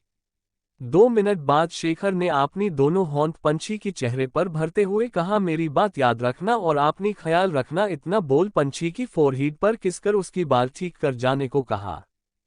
पंछी बिना देर किए ही कार का डोर ओपन कर भाग गई। पंछी की जाने की बाद शेखर ने अपनी मोबाइल जेब से निकाल कर किसी को मैसेज कर पंछी जिस तरफ गई उस ओर देखने लगा। जब तक पंछी शेखर की आंखों से ओझोल ना हो गई तब तक बस पंछी को पीछे जाते हुआ देखता रहा। पंछी अंदर जाते ही शेखर भी वहां से ऑफिस के लिए चला गया। वहीं पंछी कॉलेज को देखते हुए अपनी फोन पर जैसे ही नंबर डायल करने वाली थी तभी पीछे से उसके कंधे पर किसी ने हाथ रख दिया, जिसे देख पंछी भी एक पल के लिए डर गई। पंछी ने डरते हुए पीछे मुड़ी तो सामने कोई और नहीं कुकी, सोमा और खुशी थे। पंछी अपनी सीने में हाथ करते हुआ एक गहरी सांस लेते हुआ बोली, तुम तीनों ने तो डरा ही दिया, फिर थोड़ा सांस लेते हुए कोई ऐसा करता है क्या? पंछी इतना बोल तीनों को देखने लगी तो पाती है कि तीनों उससे ही अजीब नजर से देख रहे हैं। पंछी अपनी आंखें टिमटिमाते हुए, क्या है, ऐसे क्यों देख रहे हो? पंछी की सवाल सुन तीनों उससे देखते हुए एक के बाद एक सवाल जवाब शुरू कर देते हैं। खुशी अपनी आंखें चढ़ाते हुए, पार्टी के बाद तू कहाँ थी, आई क्यों नहीं वापस? खुशी का सवाल खत्म होते ही कुकी अपनी कमर पर हाथ रखते हुए, और घर क्यों नहीं, कहाँ थी तू? कुकी की बात सोमा अपनी आंखें छोटी छोटी करते हुए, और यह किसके साथ तू आई थी? ऐसे ही सवाल जवाब करे जा रहे थे तो वहीं पंछी उनको चुप कराते हुए, पंछी तुम सब प्लीज शांत हो जाओ, पहले एडमिशन कर लेते हैं फिर बात करेंगे। पंछी बात को टालने के लिए बोलती है। तीनों को भी यह सही लगता है इसलिए वो सब कॉलेज अंदर एडमिशन के लिए चले गए। तकरीब 2.5 घंटे बाद कॉलेज से सारे एडमिशन करके बाहर आते हैं। कॉलेज की गार्डन ना जाकर वो चारों कॉलेज थोड़ी दूर पर एक पार्क था उधर चले गए। पार्क में बहुत अच्छा व्यू था, हर जगह ताजे ताजे हरियाली, पेड़ पौधे, एक सुंदर सा तालाब, उसमें चारों खिले हुए लोट्स और लिली, जो कि तालाब को बहुत सुंदर बना रहा था। उसके पास ही एक सुंदर सा पेड़ था जिसके पास जाकर नीचे घास पर बैठ गए। पंछी को घिर कर तीनों बैठे थे और पंछी अपनी नजरें नीचे किए हुए ही अपनी दोनों हाथ की उंगली को आपस में उलझा रही थी। तीनों बस पंछी को कुछ ना बोले, बस देखे जा रहे थे। ऐसे ही 15 मिनट हो गया था, किसी ने कुछ नहीं बोला। लास्ट में सोमा चिढ़ते हुए, क्या है यहाँ, हम मौन व्रत पर नहीं आए जो बैठकर एक दूसरे को देखते रहेंगे? पंछी जल्दी बोल और सच बोल, किसके साथ कॉलेज आई थी? और फिर थोड़ा रुककर और यह मत बोलना कि लिफ्ट ली थी क्यों, जिस कार से आई थी वो लिमिटेड एडिशन की ब्रांड न्यू कार थी जो इंडिया में सिर्फ 2 के पास है। तो झूठ तो बोलियो भी मत। इतना बोल पंछी को देखने लगती है। सोमा की बात सुन कुकी और खुशी भी पंछी को सच बताने को बोलते हैं। पंछी रही भोली भाली, कभी झूठ नहीं बोली क्योंकि उसकी जरूरत नहीं पड़ी, और सामने बैठी 3 देवियां से झूठ बोली तो पकड़ी जाएगी, यह सोचते हुए वो अपनी सर नीचे किया हुई थी। ऐसे ही सर नीचे किए हुए अपनी आंखें कसकर बंद करके बोली, वो मैं आज शेखर माहेश्वरी के साथ आई थी, उन्होंने ही कॉलेज ड्रॉप किया था। पंछी की बात सुन तीनों अपनी तेज आवाज में, क्या? चैप्टर 11। तीनों की इतनी चीखने से पंछी डर जाती है और अपनी सीने मैंने हाथ रख लेती है और मुंह बनाते हुए, ऐसा क्या मैंने बोल दिया, तुमने भी ऐसा सुन लिया जिससे इतना जोर से चीख उठी? कुकी ने पंछी की सर पर चपत लगते हुए, तुझे पता भी है तू क्या बोल रही है? फिर थोड़ा पंछी को देखते हुए, नहीं नहीं, तुझे कैसे पता होगा कि तूने किसका नाम लिया और कौन है वो? पंछी कुकी का बात सुन अजीब मुंह बनते हुए कहा, ऐसा मत बोल, आते टाइम उन्होंने भी मुझे ऐसा ही कहा था और यह भी कि मैं उनके बारे में नहीं जानती हूँ, तो क्या मैं लड़की नहीं हुई? ऐसा लॉजिक इसमें फिट नहीं बैठ रहा है। पंछी बात सुनकर सोमा हैरान से थोड़ी तेज आवाज में बोली, क्या भाई ने तुझे ऐसा कहा? वो तेरी साथ बात भी किए? इतना बोल सोमा ने अपनी में, भाई तो कभी लड़कियों की पास तक नहीं जाते, फिर आज पंछी को कैसे लिफ्ट दे दिया? इतना सब कुछ सोच रही थी कि सोमा को अपनी ऊपर दो लोगों की नजर की तपिश महसूस हुए। सोमा ने जैसे ही अपनी सर अपनी बगल में किया तो देखा कि खुशी और कुकी उससे ही घूर रहे थे। जहां क्लास पंछी का लगने वाला था वहां सोमा को अब लगने लगा कि उसका ही क्लास लगने वाला हो। फिर सोमा की होश तब टूटी जब खुशी पंछी को देखते हुए अपनी सख्त आवाज में बोल रही थी, पंछी ये तो हो गया, पर तू कहाँ थी? सब सच सच बता, मुझे कोई झूठ नहीं सुनना है। खुशी का सख्त आवाज सुन पंछी मासूम सा फेस बनाकर अपनी सुंदर आंखों से टिमटिमाते हुए तीनों देखने लगी, जैसे बोल रही हो कि आज का सवाल जवाब यहां तक ही रहने देते हैं। कुकी जबरदस्ती का हंसी हंसते हुए बोली, अपनी मासूमियत से इस बार हम नहीं पिघलने वाले, इसलिए जो पूछा से सब बता। कुकी की बातों से बाकी दोनों भी अपनी सरहा में हिला देते हैं, जिससे देख पंछी बुरी तरह खुद को फंसा हुए समझ रही थी। आगे खाए तो पीछे कुआं। फिर पंछी गहरी सांस ली, फिर तीनों को देखते हुए क्लब से लेकर आज तक का सब बता दिया, सिवाय ये कि शेखर और उसकी दोनों में फिजिकल होना का छोड़कर सब बता दिया। ये थोड़ा अक्वर्ड हो जाता है कि आपने इंटीमेट होने की बात बताना ये जोर जबरदस्ती होती तो अलग बात होती, और उस दिन जो भी हुआ अनजाने में हुआ और शेखर भी पंछी को पसंद करता है तो ये बताना सही नहीं लगा। पंछी बात सुन तीनों बस हैरानी वाली नजरों से देख रहे थे। तभी सोमा जोर से क्या कहा भाई ने कि तू उनकी गर्लफ्रेंड हुई? सच में मुझे तो अपनी दोनों प्यारे प्यार कान पर विश्वास नहीं हो रहा है। इतना बोल पंछी खुशी और हैरानी वाली भाव से पंछी को देखने लगी। सोमा की बात सुन पंछी अपनी उंगलियां दोनों हाथों की उंगलियां से टॉर्च करते हुए, हाँ सोमा उन्होंने ही कहा था मैं उनकी गर्लफ्रेंड हुए, इतना बोल पंछी शर्माने लगी। वहीं खुशी और कुकी बस दोनों को देख रहे थे। हालांकि दोनों को पता था शेखर माहेश्वरी के बारे में पता भी कैसे ना चलता, वर्ल्ड की बिजनेस किंग जो ठहरा, पर उनको ये भी पता है शेखर जितना शांत दिखता है उससे कहीं ज्यादा खतरनाक भी है। लोग तो उसे कॉल ऑफ डेथ के नाम से बुलाए हैं, क्योंकि शेखर माहेश्वरी को झूठ धोखा और लालची इंसान से नफरत है। फिर सोमा पंछी को जोर से गले लगाकर, पंछी तुमको नहीं पता, आई एम सो हैप्पी, मैं ये जानकर कितना खुश हूं तुमको पता है। फिर खुद की सिर पर चपत लगते हुए, अरे तुम्हें कैसे पता होगा, मैं बताती हूँ। इतना बोल पंछी की हाथ पकड़ कर बोली, तुम्हें पता है भाई को कोई भी लड़की पसंद नहीं आए और उन्होंने तुम्हें पसंद कर लिया, पता है तुम पहली हो जो उनकी लाइफ में आए हो। फाइनली मुझे भाभी मिल जाएगी, वो भी बहुत जल्द, और मेरी भाई तो है ही बेस्ट। इतना बोल पंछी को गले लगा लिया। पंछी का सोमा की बात कुछ समझ आया नहीं तो उसने सोमा से अपनी सवाल भारी नजरों से देखते हुए पूछा, सोमा ये तुम किसकी बात कर रहे हो? मैं तो शेखर की बात कर रही हूँ, इस बीच तुम्हारा भाई कहाँ से आया? सोमा पंछी की बात सुनकर पंछी से अलग होकर उसको देखते हुए अपना सर अनायास से हिला देती है, फिर उससे बताती है, पंछी तू जिसकी बात कर रही है वह मेरी भाई है। पंछी उसकी बात सुन हैरान से बोली, सच में वो तुम्हारी भाई है? फिर सोमा को चारों तरफ घूमकर ऊपर से नीचे से देखते हुए, एक बात बोलो सोमा, तुम तो हंसती हो, लोगों से मिलते भी हो, तुमको देखकर नहीं लगता वो वोल्केनो तुम्हारा भाई होंगे? जब देखो तब उनका गुस्सा अपनी नका तरफ इशारा करते हुए इधर रहता है। सोमा पंछी की बात सुन हंसते हुए बोली, क्या पंछी सिर्फ एक दिन हुए हैं और तू उनका प्यार से नाम भी रखने लगी है? पंछी मुंह बनाते हुए, तुम्हारा भाई तो मुझे सिर्फ डरते हैं और पता है जब मौका मिलता है बस किस करते हैं, बस किस किए जाते, जब मेरी सांस उखड़ रही हो तब छोड़ते हैं। पंछी यह सब बहुत ही मासूमियत से बोल रही थी। पंछी का बात सुन सोमा, कुकी और खुशी हैरान से देखे हैं। फिर खुशी खुद में ही ऐसा लगता है कि यह जो लड़के अखंड सिंगल होते, जब उनकी लाइफ हम जैसे एक लड़की आती है तब उनकी साथ ज्यादा ही वाइल्ड हो जाते हैं। और यह शेखर भी तो लड़की पास जाना छोड़ो, देखा नहीं, पता नहीं पंछी का क्या होगा। ये सब खुशी अपनी मन में सोच रही थी कि उसकी कानों में कुकी की आवाज सुनाई देती है। कुकी जो अपनी सेंस पर आकार सोमा को अपनी आंखें छोटी करते हुआ चश्मे की अंदर से घूरते हुए सोमा की बच्ची तू पंछी का छोड़ ये बता तूने कभी क्यों नहीं बताया कि तू माहेश्वरी फैमिली से है। सोमा अपनी आंखें चढ़ाते हुए तुम सबको पता था मेरी पूरा नाम फिर भी अब ये सवाल कर रहे हो। हमें नहीं पता था कि तू सोमाना माहेश्वरी दुनिया की जानी मानी हस्ती दिव्य माहेश्वरी की बेटी होगी कुकी चिढ़ते हुए कहा। और नहीं तो क्या इंडिया में बहुत लोगों की सरनेम माहेश्वरी है।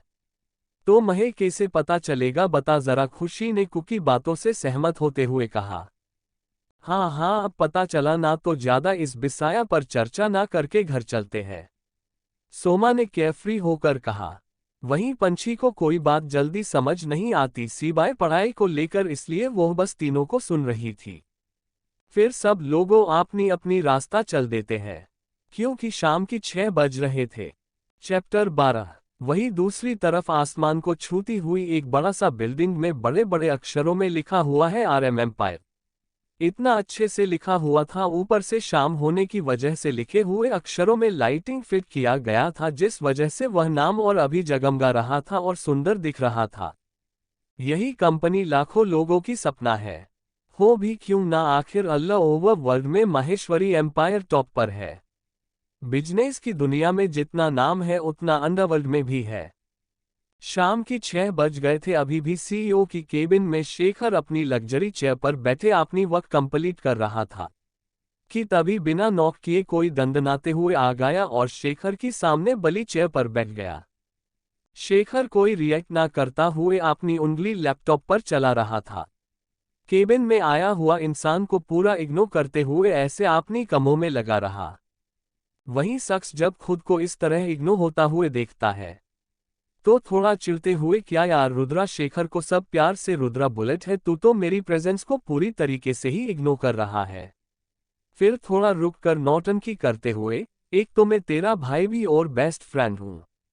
एक इंसान में तुझे दो वैरायटी मिल रहा है बाय 1 गेट 2 फ्री और तू है कि मुझे इग्नोर कर रहा है। इतना बोल वो शख्स अपनी चेहरे पर अजीब तरह की रिएक्शन लिए शेखर को देखने लगा। शेखर अपनी लैपटॉप बंद करते हुआ बिना भाव से कोल्ड वॉइस में स्टॉप इट दयांश। हाँ ये दयांश सिंघानिया है शेखर की बुआ की बेटा है। दयांश इतनी कोल्ड आवाज सुन मुंह बनते हुए यार रुद्रा तू हर समय ऐसा कोल्ड ऑरा के साथ रहता है ऐसे में तुझ पर जितने लड़कियां लड्डू हैं सब डर से दूर रहते हैं इनफैक्ट घर वाले भी तुझसे डरते हैं। शेखर दयांश की बात सुन अपनी सपाट लहजे में it's not my problem. Shekhar की बात सुन दयांश की मुंह बम जाता है। फिर कुछ सोचते हुआ वैसे अनुता की शादी की बात घर में सब तुझे शादी के लिए फोर्स करेंगे तो तू क्या करेगा। दयांश ने उसकी मन की बात को टटोलने के लिए दयांश ने कहा। शेखर अपनी फाइल बंद करते हुए चेयर पर लीन होते हुए अपनी मामी को जाकर बोल देना कि मुझे अभी शादी का कोई मूड नहीं है। इतना बोल दयांश को देखने लगा। दयांशा शेखर की बात सुन जोब गया और जल्दी से खुद को ठीक करते हुए बोला क्या क्या बात करता है मैं भला मामी से क्या बोलूं और क्यों बोली। मुझे पता है घर में सबको मेरी शादी सबसे पहले करना चाहते हैं। जैसे कि तुमने बोला था तू मेरी भाई की साथ बेस्ट फ्रेंड है पर यह भी सच है कि तू अपनी मामी की चमचा भी है। इसलिए ज्यादा मत बोल शेखर ने तेरी मुस्कान लिए कहा। चमचा शब्द सुन दयांश का मुंह बन गया और बात बदलते हुए अब चल हमें सब इत्तेजा कर रहे होंगे इतना बोल कुर्सी से खड़ा हो गया। शेखर भी ज्यादा कुछ मां बोल अपना सार हिलाते हुए कुर्सी खड़ा हुए और फिर दोनों ऑफिस से बाहर निकलकर हेवन हिल्स के लिए निकाल गए। वहीं दूसरी तरफ एक बड़े से मेंशन में एक लड़की जोर जोर से चिल्ला रही थी दादू दादी बड़े पापा बड़ी पापा मम्मी सब जल्दी से नीचे आओ मुझे आप सबको बहुत बड़ी खुशखबरी सुनने वाली हूँ। इतना बोल वो लड़की जोर जोर से फिर से चिल्लाने लगी तो एक औरत अपनी हाथों से एक बड़ा सा चम्मच था साड़ी की पल्लू एक तरफ से लेकर कमर लटका कर अरे सोमा इतना जोर जोर से क्यों चिल्ला रही है बेटा इतना बोल वो औरत सोमा को देखने लगी। जी यह सोमा थी आज जो खबर उसकी हाथ लगा था उसको बताए बिना उसको भूख प्यास कुछ नहीं आने वाला था जिससे वह घर आते हैं सबको बोलने के लिए बुलाए जा रही थी। फिर एक एक कर घर की सारे सदस्य हॉल में आने लगे। हाँ सोमा बेटा ऐसा क्या पता चला जो तुम आते ही घर को सर पर उठा रखे हो ये सोमा की दादाजी नारायण माहेश्वरी ने कहा। अरे दादू, मैं एक ऐसा खुशखबरी बोलने बली हूं कि खुश से झूम उठेंगे। इतना बोल अपनी चमकती आंखों से सबको देखने लगी। फिर सब अपनी अपनी जगह पर बैठ गए। फिर सोमा किचन से जो औरत आई थी उनकी तरफ देखते हुए बोली, मम्मा आप फिर से कुछ नया बना रही थी? देखिए मैं बोल रही हूँ, इतना बड़ा पैलेस में पहले ही कुक और सर्वेंट है, प्लीज मम्मा आप बार बार किचन बर्बाद ना करो। सोमा की बात सुन सोमा की मम्मी संगीता जी ने चिढ़ते हुए बोली, तू मेरी बेटी है, मैं तेरी बेटी नहीं हूं जो तू मुझे बता रही है। अच्छा ठीक, अगर आपको इतना बड़ा न्यूज नहीं सुनना तो कोई बात नहीं, मैं सबको बताऊंगी, आपको बिल्कुल नहीं बोलूंगी। सोमा ने अपनी माँ की बात सुन थोड़ा इतराते हुए कहा। सोमा की बात सुन संगीता जी ने झट से बच्चों जैसी शकल बनाकर, अरे बेटा ऐसा नहीं बोलते, मैं तो तुम्हारी प्यार सी क्यूट सी माँ हूं ना, तो कोई अपनी इतनी प्यारी माँ की साथ बात छुपता है क्या? तू रुक, मैं इससे रख कर जल्दी आती हूँ, तब बोलना, मेरा इंतजार करना। इतना बोल संगीता जी चम्मच रखने चली गई। सीमा की माँ संगीता जी का माइंड थोड़ा बच्चों जैसा है और इनको कोई प्यार से तारीफ कर दे तो उसको अपनी कीमती चीज भी से दिया करते हैं, क्योंकि वो बहुत साफ दिल की है। दोनों माँ बेटी की बात सुन सब हंस रहे थे। जैसे संगीता जी गई तभी उसकी बड़ी माँ सुहाना जी ने कहा, क्या बात है सुहाना बेटा, आज तुम इतना ज्यादा खुश लग रही हो। सोमा भी चाहते हुए, बड़ी माँ आप भी सुनेंगे ना तो आप भी खुश हो जाएंगे, वो भी दुगनी। अच्छा ऐसा क्या बात हुई भला जो तू बता ना, छोड़ बस बोले जा रही है। सोमा की दादी महेश्वता जी ने कहा। हाँ सोमा बेटा, माँ बिल्कुल ठीक बोल रही है, ऐसा क्या बात है, बोल ना हम भी खुश हो जाए। सोमा की बड़े पापा नवम जी ने कहा। तब तक सोमा की मम्मी सर्वेंट को चाय लाने को बोल हॉल में आकर सबके साथ बैठ गई थी।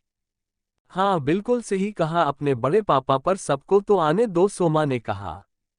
तभी मैन दरवाजे से एक 25 साल का लड़का और 24 साल की लड़की घर की दरवाजे से घर के अंदर आए। जब सोमा ने दरवाजे की तरफ देखा तो खुश होते हुए, अनुता दी और शुभांश भैया जल्दी से आओ मुझसे और इंतजार नहीं हो रहा है। शुभांश घर के अंदर आते हुए, ऐसा भी क्या मिल गया तुझे जो इतना हड़बड़ी बुलाया है? शुभांश की बातों पर अग्री होते हुए अनुता भी थोड़ा हल्के गुस्से में है। सोमा तू इतनी ज्यादा हड़बड़ी में क्यों बुलाई है? तेरी इस हड़बड़ी की वजह से मैं अपनी ज्वेलरी की डिजाइन पूरी किए बगैर आ गई। सोमा ने दोनों को चुप कराते हुए बोली, पहले तुम दोनों बैठ जाओ फिर बताती हूँ। तब तक सर्वेंट चाय रखकर चली गई थी। सब अपनी अपनी चाय पी रहे थे, तभी सोमा की पापा अंकुश जी ने कहा, बेटा अब ज्यादा लेट ना करते हुए क्या बात है सब बताओ। दिल थाम लीजिए, क्यों ऐसा बात है जिससे सबकी दिल पर झटका लगेगा? सोमा ने थोड़ी मिस्टीरियस होकर बोली। सोमा की ऐसा बात सुन सब उसकी तरफ देखने लगे। फिर सोमा ने अपनी गहरी सांस छोड़ते हुए एक एक शब्द लिए बोली, आप सबको जल्दी ही इस घर की बड़ी बहू मिलने वाली है। सबने कोई रिएक्शन नहीं दिया। फिर थोड़ा देर बाद जैसे सबको समझ आया, सब जोर से एक साथ कहा। चैप्टर 13। सबको एक साथ इतना जोर से चिल्लाकर बोलने से सोमा ने अपनी कानों में हाथ रखकर नौटंकी करते हुआ बोली, ओह इतना जोर चिल्लाना बंद करिए, आप सब कान ही हिला डाला। इतना बोल अपनी दोनों कान को सहलाने लगी। वहीं सभी घर वालों को फेस पर शौक के साथ साथ खुशी का भाव था, जिससे देखने की बात ये पता लगाया जा सकता है कि वो इस ये बात सुन कितना खुद और कितना शौक है। फिर दादी जी जो चाय पी रही थी वो अपनी चाय को टेबल पर रखते हुए अपनी चश्मे को थोड़ा नीचे करते हुए बोले, सोमा बेटा तू जो बोल रही है वो सच है ना? सोमा अपनी दादी की बात सुन महेश्वता जी के पास आकर बैठते हुए उनकी कंधों की पकड़ते हुआ बोली, मैं सच कह रही हूँ दादी, आपको मैं 101% गारंटी दे सकती हूँ, इनफैक्ट मैं तो उस लड़की को जानती भी हूँ।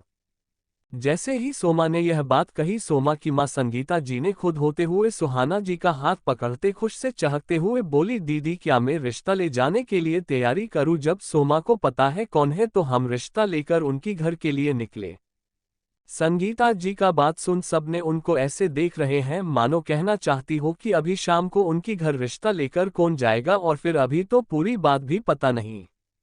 सबको अपनी तरफ देखता पाकर जबरदस्ती की हंसी हंसते हुए बोली, मैं तो बस खुशी की मारे बोल गई, इतना बोल चुप हो गई। उनकी बात सुन सब ना मैं सर हिला दिए। फिर सुहाना जी ने सोमा को उम्मीद भरी आवाज में बोली, बेटा तुम्हें ये सब कैसे पता, और तुम जो बोल रही हो वो सच है ना? सोमा अपनी बड़ी माँ की बात अच्छे समझ रही थी क्योंकि शेखर से ना तो कोई लड़की से बात की थी और ना ही किसी के साथ डेट किया था। अगर फैमिली की लड़कियों छोड़ बिजनेस में भी बहुत सी फीमेल के साथ काम किया है, उनकी साथ भी ज़्यादा जरूरी हो तो कांटेक्ट किया, नहीं तो फैमिली की औरतों के अलावा किसी से बात नहीं करता था। इसलिए घर में सब शेखर को लेकर परेशान रहते थे। हाँ हाँ, आप सब शो यकीन विश्वास सब कर लीजिए मेरी बात पर, इतना बोला। आज उसने जो देखा और जो पता चला सब बताने लगी।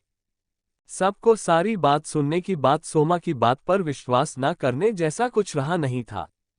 तभी शुभांश अपनी दादा दादी जी को देखते हुए थोड़ी मजाक करते हुए बोला, दादाजी दादी माँ आप अब चिंता मुक्त हो जाए, आप रुद्रा भाई की बच्चे देखकर ही ऊपर जाएंगे। शुभांश की बात सुन सब उससे घूरने लगते हैं और सोमा और अनुतम मुंह दबाकर हंस रहे थे। शुभांश सबको अपनी ऊपर घूरता पाकर सकप का जाता है और अपनी बात को ठीक करते हुआ बोला, आई मीन टू से कि आप अपनी बड़े पोते का भी बच्चे देखेंगे। दादी माँ ही तो कहती थी कि मरने से पहले रुद्रा भाई की बच्चे देखना चाहते हैं, इसलिए मैंने ऐसे बोल दिया। इतना बोल खिसियानी हंसी हंसने लगा। वैसे हम दोनों को मरने से पहले तो रुद्रा के साथ साथ तुम तीनों की भी बच्चे देखना है। तो मैं सोच रहा था कि रुद्रा की शादी अगर हो तो उससे मंडप में मेरी दोस्त की पोती मोहिनी से करा दूं। शुभांश की बात सुन नारायण जी ने कहा। नारायण जी का बात सुन शुभांश ने जल्दी से उनकी पैर में गिर गया और रोनी सूरत बनाकर बोलने लगा, नहीं नहीं नहीं दादा कि आप मेरी साथ ऐसे ना इंसाफी नहीं कर सकते, आप जो बोलेंगे इन वो करूंगा, पर मैं उस मोहिनी से शादी नहीं करूंगा। क्यों, क्या खराबी है मोहिनी में कि तू शादी नहीं करना चाहता है उससे? शुभांश की बात सुन दादी माँ ने चिढ़ाने वाले भाव से कहा। अरे दादी माँ, कोई नाम मोहिनी रखने से सुंदर नहीं बन जाती और उसकी शकल इंसान को मोह भी नहीं सकता। कभी कभी तो लगता है पूरी फैमिली का अकेले खाना खाती होगी, ऊपर से मुझसे बड़ी है। ऐसे किसी के साथ आप लोग मेरी शादी नहीं कर सकते, शुभांश ने लगभग गिड़गिड़ाते हुए कहा। वहीं बाकी घर वाले उसकी बात पर हंस रहे थे। तभी सुहाना जी ने खड़े होते हुए कहा, टाइम हो गया डिनर करने का और बच्चों तुम लोग फ्रेश होकर आ जाओ और आप सब डाइनिंग हॉल चलिए, बोल संगीता जी को अपने साथ लेकर चली गई। ऐसे सभी मेंबर चले गए। हॉल में सिर्फ सोमा और शुभांश थे। तभी सोमा शुभांश की टांग खींच हुए बोली, वैसे भाई आप मोहिनी से शादी कर लीजिए क्योंकि आपकी शकल देखकर लगता नहीं कोई लड़की आपसे पटेगी। इतना सुनना था कि शुभांश सोमा की तरफ कदम बढ़ाए हुए घूरकर बोली, सही कहा तूने, पर तू मेरी छोड़ अपनी सोच, एक बिल्ली जैसी लड़की को कोई लड़का पसंद करे ना करे, मोहिनी का छोटा भाई, अरे नहीं वो छोटा हाथी तुझे पसंद करता है। मैं सोच रही हूँ दादाजी को बोल तेरी उसके साथ रिश्ता पक्का कर दूं। शुभांश भी अब सोमा को चिढ़ते हुए बोला। सोमा उसकी बात सुन अपनी मुंह लटकाकर बिना कुछ बोले पैर पटकते हुए चली गई। तो वहीं शुभांश सोमा का किया हुए चेहरा देख बड़ा मजा आ रहा था, फिर वह भी चला गया। वहीं दूसरी तरह एक आलीशान 7 स्टार होटल रील पैराडाइज में एक बहुत बड़ी प्राइवेट रूम में 3 लड़के बैठे किसी का आने का इंतजार कर रहे थे। तभी उसे रूम का डोर ओपन हुए तो वह तीनों की नज़र दरवाजे पर चला गया। उस तीनों दरवाजे की तरफ देखकर मुस्कुरा रहे थे। तभी उनमें से एक ने बड़ी हैरियत भारी आवाज में, कैन यू पिन मी दयांश, मुझे तो यकीन नहीं हो रहा है कि यह रुद्राक्ष MEHESWARY आज अपनी कीमती वक्त निकालकर हम जैसे गरीब से मिलने आया है। शेखर काउच पर बैठते हुए सपाट लहजे में, तेरे पास ज्यादा टाइम है तो अंकल को बोलकर तुझे साउथ अफ्रीका का ऑफिस में भेज दूं। शेखर की बात सुन उस लड़के का मुंह बन गया तो दयांश उस लड़के को देखते हुए, अरे शिरीन ऐसे मुंह मत बना, अगर यह बोला है तो कर भी सकता है। शिरीन वैसे ही मुंह बनते हुए, अरे रुद्रा थोड़ा बदल जा, नहीं तो तेरी ऐसे कोल्ड बिहेवियर से को लड़कियां तुझे पसंद करती है, क्रश बना बैठी है, सब तुझे पाने का को ख्वाब देखते हैं, वो सब तुझे भाव नहीं देंगे। शेखर उसकी बात सुन अपनी कोल्ड आवाज में, मुझे फर्क नहीं पड़ता है। उसकी ऐसे जवाब सुन दयांश और शिरीन लाचारी से सर हिला देते हैं। फिर शिरीन बाकी 2 लड़कों को दिखाते हुए बोला, मीट माय फ्रेंड्स शुभम और आकाश। फिर दोनों को इंट्रो करवाया। फिर चारों तो नहीं, तीनों बात कर रहे थे और शेखर बस अपनी मोबाइल में कुछ देख रहा था। वहीं पंछी की फ्लैट में खुशी पंछी कुकी डाइनिंग टेबल पर बैठे थे और कुकी और खुशी बस सामने बैठी पंछी को घूर रहे थे। क्योंकि आधे घंटे हो गया है पर पंछी बस प्लेट पर चम्मच घुमा रही थी और कुकी और खुशी बस उसकी ऐसे हरकत से घूर रहे थे। कुकी से और रहा नहीं गया तो चिढ़ते हुए बोली, पंछी वो खाना है, खेलना नहीं है। जो कब से चम्मच को गोल गोल घुमा रही है।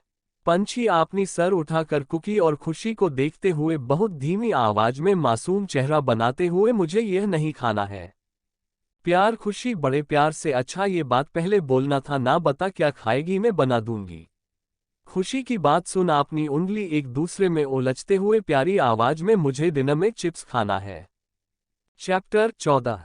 डिनर में चिप्स कौन खाता है और तू टाइम देख रही है, कितना रात हो गया है जो तू अब चिप्स की मांग कर रही है। मैं तुझे कल पक्का दिल दूंगी। खुशी ने पंछी को किसी बच्चे की तरह समझाते हुए कहा। नहीं, तुम झूठ बोल रही हो, तुम तो खाती नहीं, मुझे भी खाने देती नहीं हो और मुझे पता है तुम कल भी नहीं दिलाओगे। पंछी से खुशी की बात सुन छोटा सोफेस बनाकर कहा, पक्का कल हम दोनों एक एक दो वो भी बड़ा वाला चिप्स की पॉकेट खरीद कर देंगे, अभी तू डिनर कर ले। कुकी ने भी समझाते हुए कहा। क्योंकि पंछी जितनी मासूम थी उतनी जिद्दी भी थी। अगर वो कुछ चीज न करने का बोल देती है तो वो नहीं करती और जिस चीज को सब करने से मना करे तो वह चीज पंछी जरूर करती थी। पता नहीं शेखर कैसे संभालेगा अपनी प्यारी सी पंछी को, खैर वह तो टाइम ही बताएगा। फिर दोनों ने समझा बुझा कर पंछी को डिनर करवा दिया। डिनर की बाद सब अपनी अपनी कमरे में चले गए। पंछी अपनी बेड पर बैठे बार बार अपनी मोबाइल को देख रही थी, जैसे किसी का कॉल आने की वेट कर रही हो। काम से 5 मिनट में 20 बार चेक कर चुकी थी।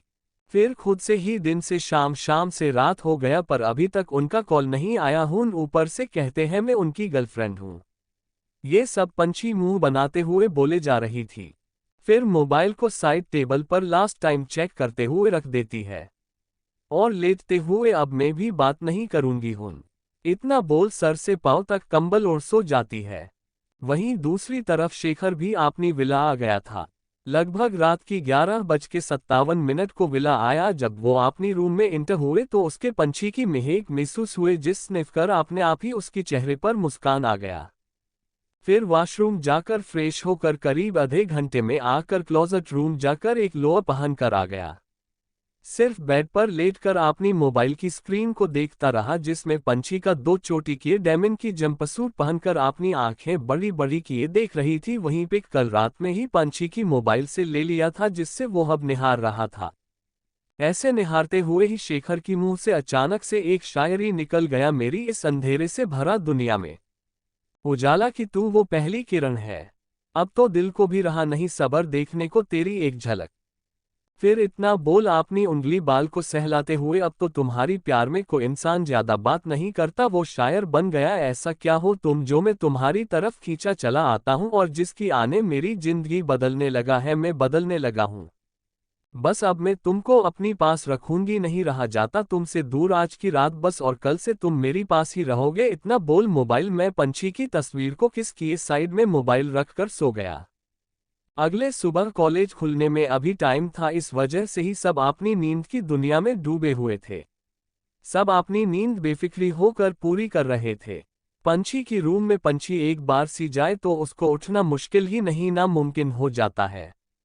पंछी तो बिंदास अपनी नींद की दुनिया में थी, इस बात से अनजान की कोई उसको सुबह से कॉल किया जा रहा था।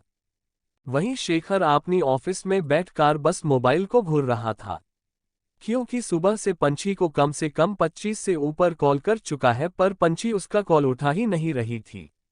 शेखर कल से पंछी को कॉलेज छोड़ने की बाद से देखा नहीं था, जिस वजह से उसकी दिल पंछी की एक झलक देखने के लिए तड़प जा रहा था। तभी केबिन का डोर नॉक हुआ। शेखर फोन को घूरते हुए ही अपनी कड़क आवाज में कम इन कहा, जिससे सुन कोई भी डर जाता, पर डोर की बाहर खड़ा इंसान को इस तरह की कोल्ड वॉइस की आदत ही गया था, हो तो भी क्यों ना। आखिर शेखर का असिस्टेंट अजय जो ठहरा। अजय अंदर आकर शेखर को ग्रीट किए, उसके बाद आज की शेड्यूल और मीटिंग बारे बताने लगा। सब कुछ बोलने बाद शेखर की बोलने का वेट करने लगा। शेखर उसको कुछ पल देखने की बाद पेपर वेट घुमाते हुए तिरछा मुस्कुराते हुए, अजय आज की मीटिंग कैंसिल करो और कार रेडी को, हमें पंछी की प्लेस जाना है। पहले तो अजय तो हैरान हुआ, फिर जल्दी से अपनी सरहा में हिलाकर निकाल गया। कहीं ना कहीं उसको इस बात का अंदाजा हो गया था कि पंछी उनकी बॉस के लिए कुछ तो मायने रखती है। अजय की बाहर जाते ही पंछी की पिक देखते हुए शेखर अविल स्माइल करते हुए, स्वीटहार्ट तुमने मेरा कॉल को इग्नोर कर ठीक नहीं किया, अब उसकी पनिशमेंट मिलना तो चाहिए। तभी मोबाइल पर उसकी असिस्टेंट अजय का कॉल आया। शेखर कॉल उठाया तो उधर से अजय ने सर कार रेडी है, जिसे सुन शेखर ने बस हम कहा और कॉल कट कर चेयर से उठ केबिन से बाहर चला गया और अपनी पर्सनल लिफ्ट से सीधा ग्राउंड फ्लोर पर चला गया जहां उसकी कार वहां पर मौजूद था। अपनी कार में बैठा तो ड्राइवर कार स्टार्ट कर दिया। थोड़ी देर में शेखर की कार हवा से बातें करने लगी। करीब 25 मिनट में सनशाइन अपार्टमेंट की आगे उनकी कार खड़ा था। शेखर बिल्डिंग को देखते हुए फिर कुछ सोच खुद कार से उतरकर बिल्डिंग की तरफ चला गया। जैसे कि पहले से ही पंछी की सारे इन्फॉर्मेशन पता था, इसलिए शेखर को कोई दिक्कत नहीं हुआ। वो सीधा लिफ्ट जाकर पंछी जिस फ्लोर पर रहती उसका बटन प्रेस कर दिया। फिर कुछ टाइम में वो पंछी की फ्लैट के सामने खड़ा था। अजय भी उसका साथ आया हुआ था, क्योंकि अजय सिर्फ उसका असिस्टेंट के साथ साथ बॉडीगार्ड भी है और शेखर ने आज बॉडीगार्ड लेकर नहीं आया था तो अजय को उसके साथ रहना ही था, एज अ असिस्टेंट तौर पर भी और बॉडीगार्ड की तीर पर भी। आगे आकर अजय ने घर की डोर बेल बजाया। ऐसे ही वक्त 15 मिनट हो गया था, कोई भी डोर नहीं खुला। इस बार अजय ने फ्रस्ट्रेट होकर लगातार डोर बेल बजाना चालू कर दिया। इतना जोर से डोर बेल बजने से खुशी और कुकी अपनी नींद भारी आंखों से अपनी अपनी कमरे से निकाल आए। कुकी नींद से उठने की वजह से चिढ़ गई थी, इसलिए वो दंदनाते हुए दरवाजे की तरफ बढ़ गई। उसके पीछे खुशी भी अपनी अधखुली आंखें से गई। डोर के पास आकर दरवाजा खोलते हुए कुकी ने गुस्से से, यार सोने भी नहीं देते हैं शांति से, पता नहीं किसका घर समंदर पर चला गया जो इतना बेल बजा रहा है। इतना बोल दरवाजे खोल दिया। डोर खोलकर आपने सामने की इंसान को देख कुकी की बाकी का शब्द उसकी गले में ही अटक गया। वहीं खुशी कुकी की पीछे थी, जिस वजह से उसने अभी तक देखा नहीं था। इसलिए खुशी अपनी आंख मलते हुए, कुकी कौन सा भूचाल अपनी दरवाजे में आया है, वो भी इतना सुबह सुबह। कुकी को तो डर लगने लगा था खुशी की बात सुन, क्योंकि इस समय शेखर की फेस बेहद सर्द था और ऊपर से खुशी की ऐसे बात। कुकी कुछ ना बोल साइड हट गई। जैसे कुकी साइड हुई, खुशी सामने खड़ा शेखर देख शॉक हो गई और अपनी आंख मलने लगी। इमेजिनेशन समझकर पर वो कुछ ना बोल डर से साइड हो गई, क्योंकि इस समय पंछी को ना रखे पाने की तड़प और बेचैनी शेखर की अंदर गुस्सा बनकर फेस पर आ रही थी। इसलिए खुशी डर से साइड हो गई तो शेखर अंदर गया। शेखर बोलने से पहले खुशी अपनी लड़खड़ाती आवाज में, किचन की बगल वाला रूम पंछी का है। वहीं शेखर बिना रुके डायरेक्ट पंछी की कमरे में चला गया। वहीं खुशी और कुकी को तो समझ नहीं आया कि ऐसा क्या हुए जो शेखर माहेश्वरी उनकी घर चली आए। दोनों तो डर से इधर से उधर टहलने लगे। पंछी कमरे की अंदर जाकर शेखर की आंखें जो सर्द था वो नर्म पड़ गया होता भी क्यों नहीं, आखिर उसके सामने उसकी प्रिंसेस किसी छोटी बड़ी खरगोश की तरह सो रही थी, जिसे देख रुद्रांश की चेहरे पर एक सुकून की स्माइल तैर गई और फिर अपनी कदम पंछी की तरफ बढ़ा दी और उसकी सराहने पर बैठकर पंछी की बालों को सहलाने लगा। पंछी कसमसाने लगी और अपनी अधखुली आंखों से शेखर को देखकर छोटी सी स्माइल पास करके उसके हाथ को पकड़कर अपनी आंखें बंद कर लिया और कुछ बड़बड़ आने लगी। शेखर देखा कि पंछी होंठ हिल रही है तो उसको सुनने के लिए अपनी कान उसकी होठों के पास लेकर गया, जिससे वह सुन सके कि पंछी क्या बड़बड़ कर रही है। जैसे पंछी की होठों के पास आपने कान लेकर गया तो पंछी की नींद से भारी आवाज में बोल रही थी, आप बहुत बुरे हो, कल से मुझसे बात नहीं किया और ना ही कॉल किया और अब मेरी सपने में क्यों आ रहे हो। मैं भी आपसे बात नहीं करूंगी, आपसे दूर चली जाऊंगी। जैसे ही पंछी की लास्ट लाइन शेखर ने सुना उसकी आंखें डार्क हो गई। पंछी की यह बात शेखर को बिल्कुल पसंद नहीं आई और जिस हाथ से पंछी की बाल सहला रहा था उस हाथ से पंछी की बालों को गुस्से में कस के पकड़ लिया। चैप्टर 15। पंछी की बात सुन शेखर की हाथ की मुट्ठी पंछी की बाल में कस जाती है, जिस वजह से पंछी नींद में ही दर्द का एहसास होता, जिस वजह से वो नींद में ही दर्द से कराह उठती है और धीरे से अपनी आंखें खोलती है। जैसे ही पंछी की आंखें खोली है, सामने शेखर को देखकर पंछी की पूरी नींद उड़ जाती है। उठते ही शेखर का चेहरा देखना, ऊपरी गुस्से वाला तो कोई भी हो, नींद तो उड़ तो जाएगी ना। वो दर्द से नम आंखों से शेखर हाथों से अपनी बाल को छुड़ाने लगती है, क्योंकि शेखर ग्रास पंछी की बालों में बहुत मजबूत थी। पंछी अपनी आंखों में आंसू लिए, प्लीज मुझे छोड़िए, दर्द हो रहा है। इतना बोल उसकी आंखों से आंसू आ जाते हैं, क्योंकि पंछी बहुत ही मुलायम और कोमल स्किन की थी। शेखर को पंछी मुंह से दर्द शब्द सुन बालों में पकड़ छोड़कर पंछी की चेहरे को देखने लगा, जिसमें दर्द की वजह से आंखों में आंसू थे, जिससे देख शेखर की दिल में एक टीस सी उठती है और पंछी की सर को सहलाते हुए, बच्चा सॉरी, तुमने दूर जाने की बात से गुस्से में हो गया, अभी भी दर्द हो रहा है क्या? पंछी को कुछ तो वैसे भी समझ नहीं आता था, सिर्फ पढ़ाई समझ पती है, बाकी सब उसकी सर की ऊपर से चला जाता है। वैसे पंछी अपनी सर को सहलाते हुए मासूमियत से अभी थोड़ा थोड़ा दर्द कर रहा है। पंछी की बात सुन उसकी फोरहेड पर किस करके बोला, बच्चा, कभी मुझसे दूर जाने की बात तुम्हारी दिल में आना तो दूर की बात, जेहन में लेना भी नहीं। ये सब बोलते वक्त शेखर की चेहरे पर गुस्से वाले भाव थे।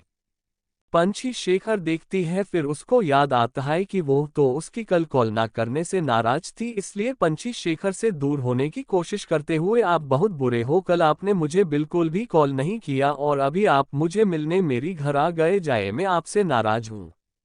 पंछी यह सब बहुत ही उदास से बोल रही थी। शेखर पंछी नोज पर पिंच करते हुए, अच्छा तुम मुझसे नाराज हो, पर मैं तो तुमको आज बाहर ले जाने आया था, तुम नाराज हो तो मैं किसी और को लेकर चला जाऊंगा, वो इतना बोला हो था कि पंछी की आंखों से मोती जैसे आंसू निकालने लगे। शेखर पंछी की आंखों से आंसू देखा तो घबराते हुए पंछी की चेहरे को अपनी हाथों से भरते हुए, बच्चा तुम रो क्यों रहे हो, कहीं दर्द हो रहा है? पंछी सिसकते हुए नामे गर्दन हिलाकर रोनी सी आवाज में बोली, आपने कल मुझे गर्लफ्रेंड बनाकर मुझसे ब्रेकअप भी कर लिया, इतना बोल जोर से रोने लगती है। वहीं लिविंग रूम में कुकी और खुशी जो ये सोच सोच कर मेरे जा रहे थे कि शेखर ऐसे अचानक क्यों आया है, तभी पंछी की रोने की आवाज दोनों की कानों में सुनाई देती है। तो दोनों घबरा जाते हैं और एक दूसरे को देखने लगते हैं। दोनों को इस तरह घबराता हुए देखकर अजय उन दोनों पर एक एक नजर डालता है और अपनी गला साफ करते हुए, don't be panic boss, ma'am को कुछ नहीं करेंगे। कुकी और खुशी अजय को देखते हुए अपनी सर हाँ में हिला देते हैं, फिर कुछ सोचकर खुशी थोड़ी हिचकिचाहट लिए, वैसे मिस्टर माहेश्वर इतना सुबह क्यों आए हैं? इतना बोल खुशी अजय की चेहरे को देखने लगती है। अजय दोनों को देखा, जो जवाब जानने के लिए उससे ही देख रहे थे। पहले तो दोनों को कुछ टाइम देखा, फिर हल्की मुस्कुराहट लिए, मिस मुझे नहीं लगता कि आपको कुछ भी बताने की जरूरत होगी। फिर थोड़ा रुककर, वैसे बॉस को तो आप जानते ही होंगे, फिर खुद ही जवाब देते हुए, ऑफकोर्स जानते ही होंगे, पूरे वर्ल्ड में जो राज करते हैं। अजय की यह लास्ट लाइन सुन कुकी मुंह बन गया और अपनी चढ़ाते हुए, हमें मालूम है मिस्टर असिस्टेंट, ये बोलने की जरूरत नहीं है और यह सवाल नहीं था। कुकी की बात सुन अजय आंखें को घूमते हुए, मिस कुकी सचदेवा जी, सवाल चाहे जो हो ये मेरी जवाब था। कुकी जैसे ही कुछ बोलने वाली थी, अजय की फोन रिंग हुए तो कुकी की अल्फाज उसकी मुंह में रह गया और अजय एक्सक्यूज लिए बाहर चला गया। उसकी जाते ही खुशी और कुकी पंछी की कमरे की तरफ भागे। जैसे ही दोनों पंछी की बाहर आए तो हल्का सा डोर खुला था, जिससे वो थोड़ा बहुत देख पा रहे थे कि पंछी रो रही थी और शेखर उससे चुप करा रहा था। रूम के अंदर पंछी को शेखर बहुत देर से चुप करा रहा था, पर वो चुप होने की नाम नहीं ले रही थी और पंछी की ऊपर सख्त होना नहीं चाहता था, जिस वजह से शेखर से पंछी की सर की पीछे से पकड़ा और अपनी पास कर उसकी होठ पर अपनी होठ रख दिया, जिससे पंछी की रोना बंद हो गया। जैसे ही अचानक ये हुआ, पंछी की आंखें फैल गई और शेखर की शर्ट पर पंछी की पकड़ मजबूत हो गई और अपनी आंखें बंद कर दिया। वहीं बाहर दरवाजे पे जो खुशी और पंछी झांक कर देख रहे थे, दोनों वो नजारा देख आंखें बड़ी बड़ी हो गई और मुंह खुला का खुला रह गया। फिर जल्दी से एक दूसरे की आंखों में अपनी हाथ रख दिए। कुकी ने अटकते हुए धीरे से बोली, यार खुशी, किसी की प्राइवेट मोमेंट पर ना तो दखल देना चाहिए ना ही देखना चाहिए। खुशी भी उसकी बात सुनकर, हाँ कुकी तू सही बोल रही है, हमें यहाँ से चलना चाहिए। इतना बोल दोनों ही एक दूसरे की आंखों में बिना हाथ हटाए वैसे ही चले गए। रूम की अंदर किस करने की बात दोनों एक दूसरे से अलग होते हैं। पंछी की गाल गुलाबी हो गया था। जिससे देख शेखर अपनी होठ पंछी की कान के पास ले जाकर बहुत ही सेडिक्टिव वॉइस में, बेबी तुम्हारी गाल इतना क्यों गुलाबी हो रहा है, इतना बोल पंछी कान पर बहुत ही एहसास के साथ चूम लिया और दूर होकर पंछी की फेस को देखते हुए एक फूंक मार दिया, जिससे पंछी की तन बदन में एक मीठा सा सिहरन सी दौड़ गया। जिस एहसास पाकर पंछी की नाक, कान और गाल पूरी तरीके से गुलाबी हो गया। तो पंछी अपनी चेहरा शेखर सीने पर छुपा दिया तो शेखर फेस पर गहरी मुस्कान आ गया। कुछ टाइम बाद पंछी को फ्रेश होने के लिए भेज अपनी मोबाइल में चेक करने लगा। Thank you. आपको नोवेल कैसा लगा कमेंट करें और चैनल को सब्सक्राइब करें। लाइक और शेयर करना न भूलें। Thank you for watching the video.